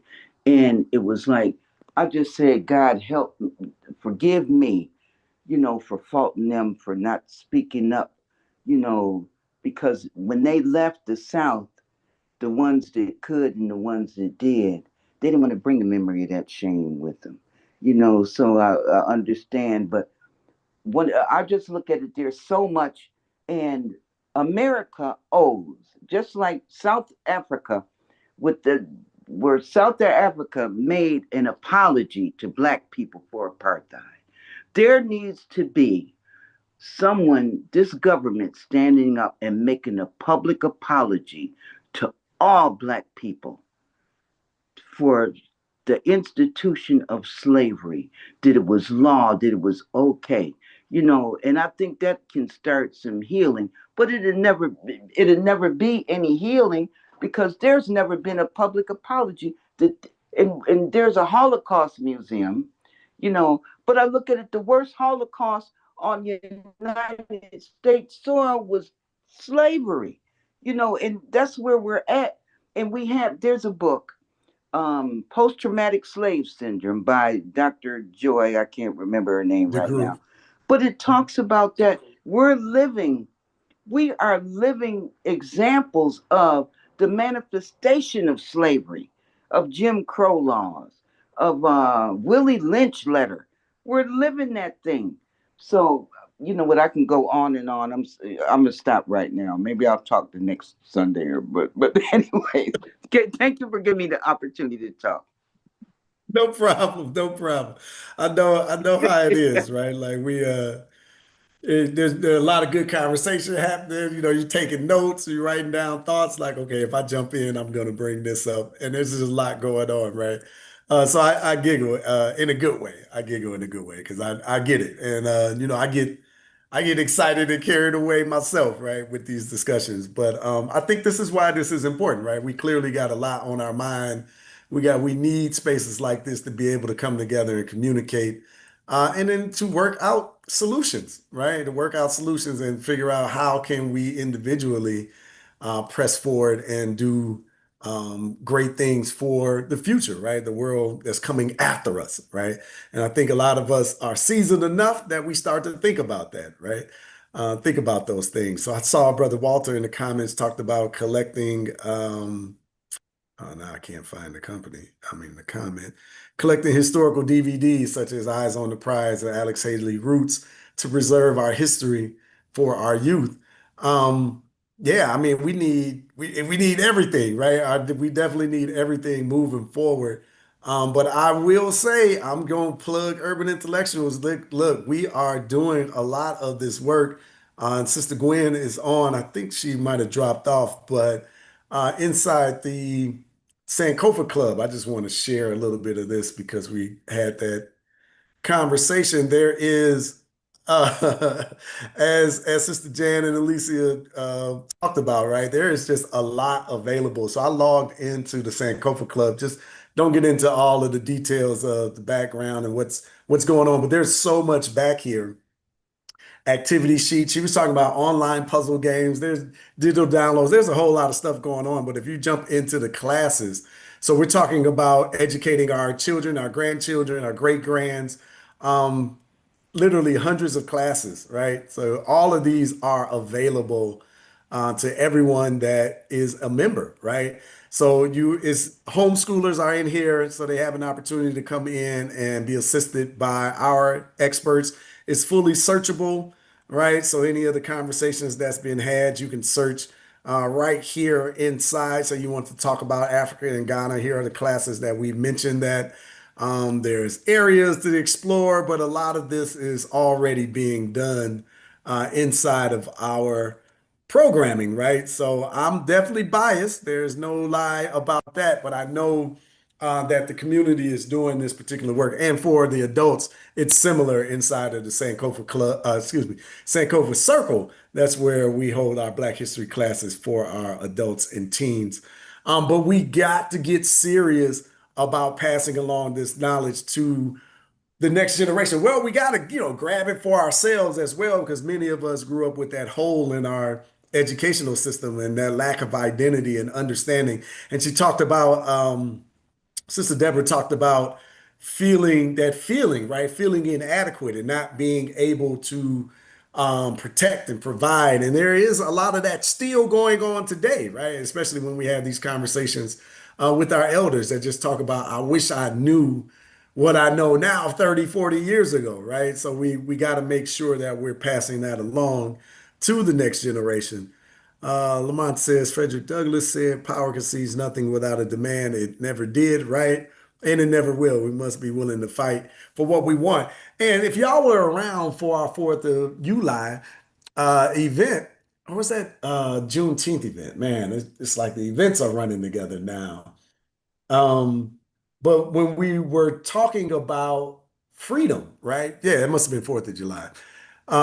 We were talking about freedom and we were talking, and Dr. Aden was specifically talking about how at every level, our ancestors were fighting for freedom, right? So it's like freedom didn't come with the signing of a pen. Freedom came because men and women decided that they needed to build, grow, and construct um, organizations, institutions, resource materials, and spaces for the community to commune and do the things that we needed. Because you think, oh, you're free, but now you're still surrounded by all the individuals that were literally just enslaving your people for hundreds of years. So now you're free, but now you got to protect yourself, right, from these individuals. Because just because you were free didn't mean that they were going to act right, right? You got to educate yourself. You got to find your siblings. You got to find your wife. You got to find your children because you've been split up. I mean, it's just been through so much. And the fight at every phase along the way, each and every decade had, a hell of a fight for the last few hundred years. And it's almost like we bought into some of us, right? It's almost like some of us have bought into the conversation that all of that is over, right? That, now we're just Americans, the playing field is leveled. And, the fact of the matter is it's not. But at the same time, we got so much opportunity. We got so much resources at our fingertips. And like I like to think about, oh man, it's like your mind be running in 200 different ways. But I mentioned on the third Sundays, we're doing historical fiction. And I'm like, I just had an idea for an episode, right? But it's like, what if the ancestors came back today and they found out all the resources that we got at our fingertips right now, at this very moment? And they don't know the state of the situation, what's happening, but now they're just like, oh well, y'all gotta be good at this point, right? Like, cause man, if you got all this at your fingertips, I know y'all done figured this all the way out, and then like it's kind of like, what? Y'all not anyway, all right, anyway. But it just could you imagine like how the ancestors would feel coming back 200 years later and finding out that we got all these resources at our fingertips and some of us are still sitting around wondering who's going to help, And had a black president. right. Right. Right. That's good stuff. You're right. Absolutely.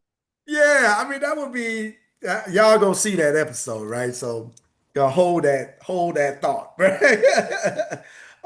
but it does make you wonder, right?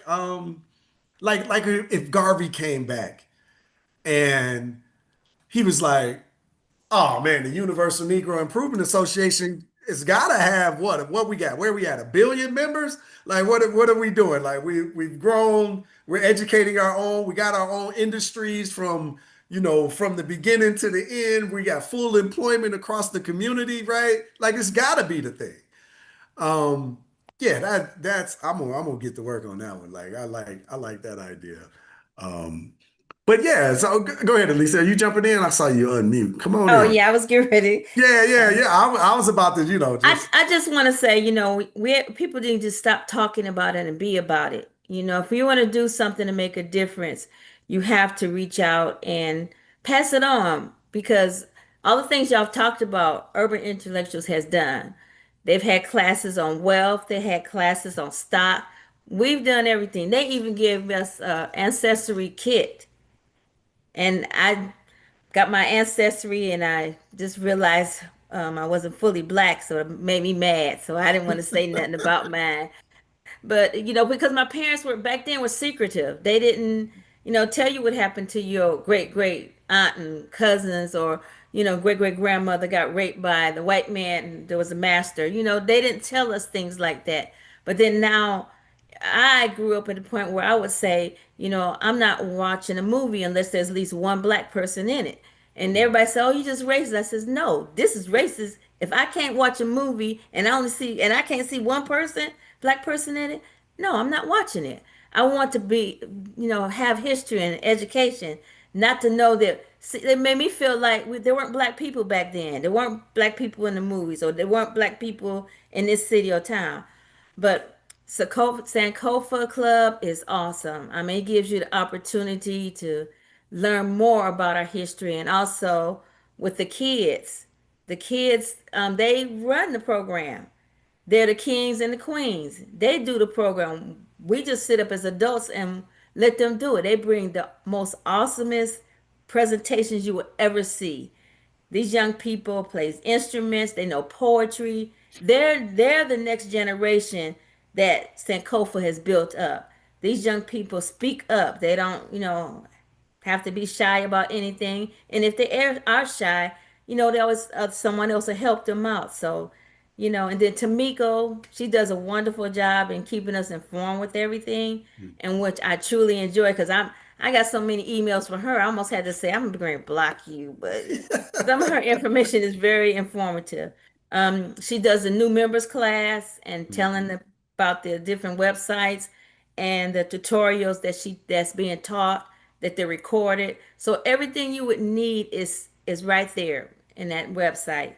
And like I said, we did trips. We're still doing trips. I don't know how long that's going to last, but I know my next one, first one was Egypt. And I was with Gwen. I had to follow her the whole time during the trip because she was better than the guide. I was like, let me stick with you because the things you are saying is more relative to me than what he's saying. So she does an awesome job with that history. She knows history like it's her hand. She does an excellent job with that. So and then Freddie, he's on YouTube every day. I put my little love and tap in there because I see him, doing his little thing about different people, black people, and what they have done. So I mean, it's important that we pass it on. I mean, look, like I said, I'm just sending out emails while we talking, telling my people, my friends and stuff, hey, you need to get on Urban. But one lady even asked me because when I went to Egypt, she said, "Well, how did you go to Egypt?" I said, "Well, I'm with Urban Intellectuals," and they introduced me to Maximum Impact, and Maximum Impact took us to Egypt, which was phenomenal. And I got a chance to hold alligator and go into the huts and the houses that don't have roofs, go on an air balloon ride a camel. So there was so much history there. And then we went to the museum, and that was Gwen's sanctuary. She was just up to the whole museum, which I love.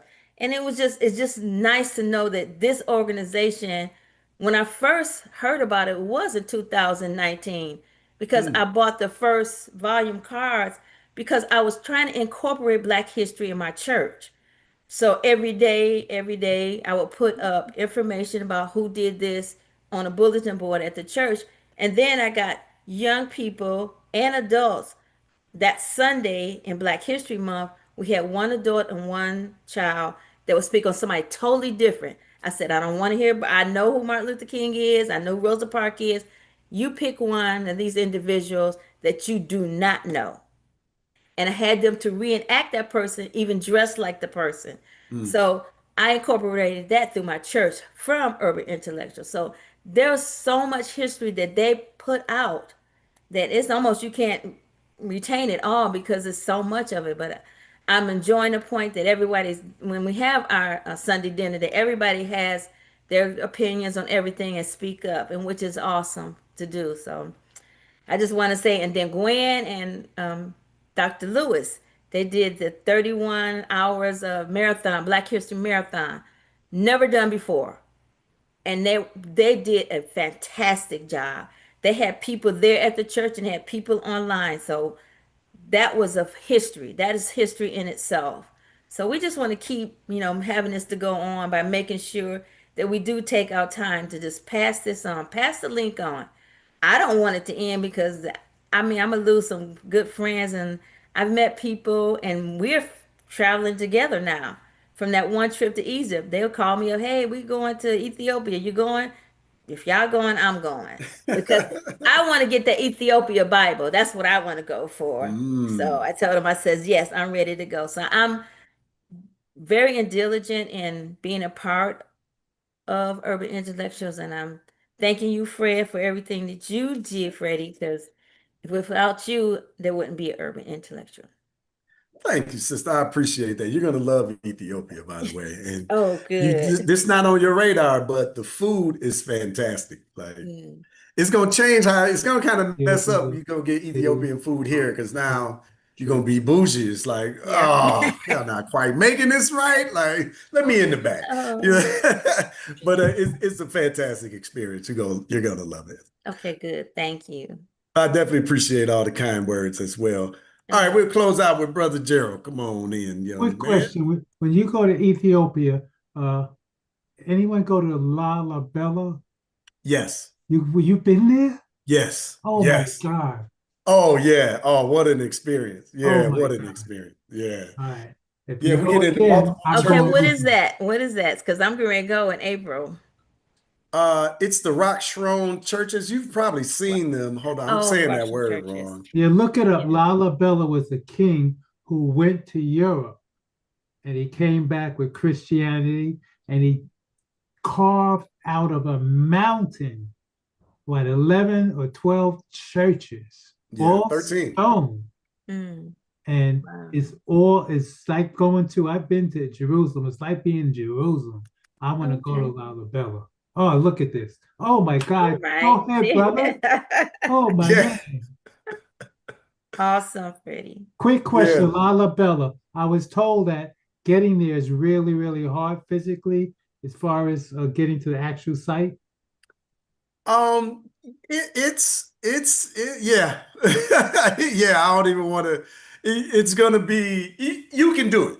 All You right. can do it. You just got to take your time because Okay. it's the thing about it is it's high up in the mountains. So it's an elevation thing. Uh-huh. And you're Oh, like, if when you're high up in, like, you're so high up in the altitude. mountains, Yeah. the place that we stay, they got like this outdoor. Oh, you're gonna love this, Elise. I wonder if I got these pictures put up. I don't want What's to high blow. up? 5,000, 6,000, 7,000. Oh, it might even be higher. Like the birds are flying under. Like you're outside eating, overlooking the mountain. It is beautiful, and you're looking down on the birds flying. Like we're so high. It is Mexico City is like it's like 8,000 feet. I've been up that high. It was okay. horrible. And I was young then, as far as shortness of breath. Oh man, well let me tell you, one you climb one flight of stairs Uh-huh. and you gotta stop. All Like you right. gotta wait. You gotta wait and like breathe it out. Like so when you get into those churches, they got the slopes and the what you just gotta take your time. Like don't be Superman or Superwoman. Like take your Not time. at my age. Yeah, Like when yeah, I was take in it. Hawaii, I climbed Diamond Head, and Oh That's that was wow. nothing. high up. Diamond Head Yeah. is nothing compared to that. It's No. sea level. Yeah. Right. Yeah, That's it what is. I'm thinking now. It's gonna be a wonderful experience though, and especially there because I'm not gonna ruin it. When you get inside the churches and you can see what's on the walls, it's it's a great experience. It's a great experience. Definitely one I would recommend for sure. Okay. You're not Let's- going again, are you? I know I posted another. All right, let me see real quick. Can I find this? And then I'll close this out. I did want to share that. I don't know how to search Facebook. So, all right, I guess post Next for, oh, here Sunday. we go. I think this is it. Yes, where is this at? Oh, that's a different place. All right, I don't want to show all this stuff. I did want to show, oh, this is beautiful. Oh, Lisa, you got me like, I should get on the tour with you. I should go back. So this is inside the hotel that I was talking about, right? So like to the right, I thought I took a picture, but to the right of this picture where that sister is looking, you're gonna be eating outside. It was gorgeous, but oh, that's some of the other stuff. Oh, I thought I posted a picture. I know I have a picture that I'm thinking of. I know Miss Gwen was talking about going, so I don't know if she is. Yeah, I'm not sure. Oh man, you're gonna get some of the cuisine, the music. Okay, so you can see a little bit. I posted my beer, but you can see like the mountains in the distance. So we can go outside this door and like the birds fly under you. It is something. It is something else. I thought something was wrong with me. I forgot about the elevation. Hmm. I thought I had this picture. It was a specific picture I was looking for. But anyway, I forgot about the elevation. This is why, Gerald, I'm telling you about the flight of stairs because I go walking up the flight of stairs and I was like, am I having a heart attack? I had to start. I was like, what is going on? I'm like breathing hard. I was That's 25 like years one old. flight of stairs, like one flight. I was a runner. I was 26 years old. I ran up 2 flights of stairs in Mexico City, and I had to sit down. I don't know what's wrong. 20 years later, I found out Denver's a mile high, Mexico City's like a mile and a half. I looked it up. La La Bella is 1,000 feet higher than that, 8,200 feet. Oh my Hey, God. You go, brother. You in shape. yeah, Well, and you now I'm got a youth runner, too. right? I've done a You got marathon and youth all of too. that. So I don't like when have I tell youth you anymore. take your You time, like take your time going up them stairs. It's gonna be absolutely worth it though. You're gonna love it. I'll um I'll post inside of our Sankofa universe some more of those pictures. I'll dig into our thing so you can kind of see it. But I want to make sure we close out at a decent time. Y'all know we'll go hours here. But I'm trying to be right. And I got an obligation I got to get to. Freddie was interested in doing a family meetup a few years ago. Yes, we definitely got to get that done, Jan, soon. That's something that's on my radar. Let me just get through this mess and then we'll pick it up. But I did want to remind y'all every Sunday, right? So we're doing Sankofa Sundays now, right? So every Sunday, 3 p.m. Eastern Standard Time. Um, Starting tomorrow, you'll be able to actually sign up and get the alerts. But we're doing Sankofa Sundays, is what we're calling, 3 p.m. Eastern Standard Time, mainly on YouTube. But this is what is the format here. Let me scroll up. So you'll see every Sunday we'll have a different show, if you will. So first Sundays of the month will be our Sankofa report. This is current events through the Black historical lens. Second Sunday is the Sankofa questions. We will have big questions about history, power, culture, and identity. Third Sundays is Sankofa Stories, so Black history reimagined through storytelling. This is that historical fiction I was talking about. And then every fourth Sunday, we'll be doing Sunday Dinner, which will be our live communication and conversation on Zoom for eventually be members, right? So we'll be communing here as we continue to grow that base. But everyone to have access to the YouTube, y'all already in the family. If you're getting the links to it, so you'll be able to be invited here. But that's what we're doing. So you'll see this page live pretty soon. It should be tomorrow. I'm not on the web team, y'all. I don't do any of that designing. So I believe Tamiko said, I believe tomorrow. So you'll start seeing emails about that. But I'm really leaning into, on the front end, leaning into our presence on YouTube and growing that. And that's why you see me every day, Alicia, doing Hmm. our reels there. But then this Sunday will be longer pieces. So these pieces will be 20, 30 minutes, maybe even 40 minutes longer. Just getting deeper into the history instead of just the surface level conversations that I'm having with those 3 minute videos. So we'll be going deeper there. And it's just gaining more outreach into the community so that people can learn about what we're doing. And then eventually, it'll be sliding ads in there for joining our memberships and things of that nature. So that's just a little bit of the marketing behind where we're going. So my next phase is to connect those short 3 minute reels and pushing people into our Sankofa Sundays. That's really what I'm tripling down on because we just need more interaction and engagement. And frankly, I want to be involved more, right? Like, so I want to be able to drum up more attention so that we can pump people into the membership so they can experience Sister Gwen, Brother Damon Tyler, and Dr. Aiden, and continue to grow that impact. I talked a little bit about where Urban Intellectuals 2.0 and where we're going.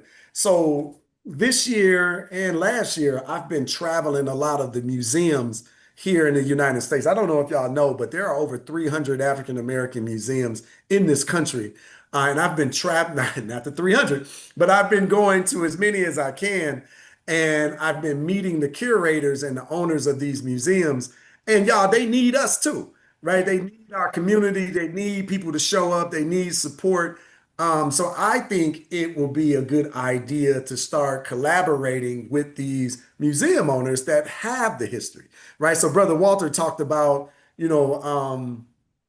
collecting, these artifacts. Well, it turns out we have brothers and sisters that have spent decades doing this already. We just got to build a better system and a community of support around our mission, but bringing them into the fold.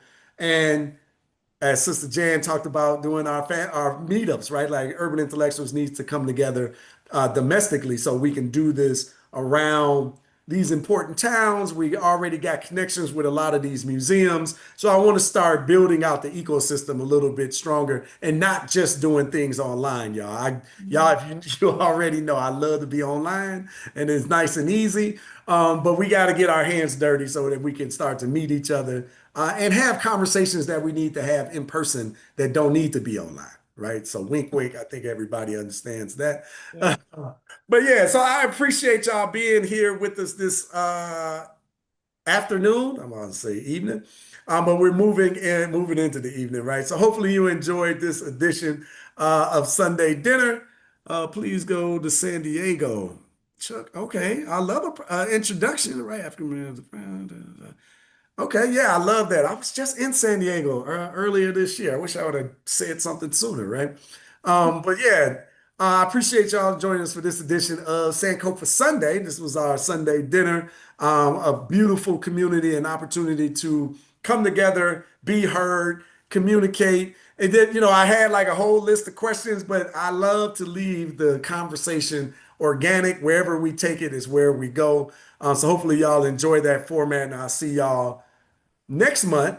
Well, hopefully I'll see you next week, right? Every Sunday, 3 p.m. Eastern Standard Time, we got something special for you coming. I want to get back on that weekly routine. So great session. Yeah, glad you attended as well, Lorenzo. We got to get you on the mic next time, right? Grandma needs to hear from you.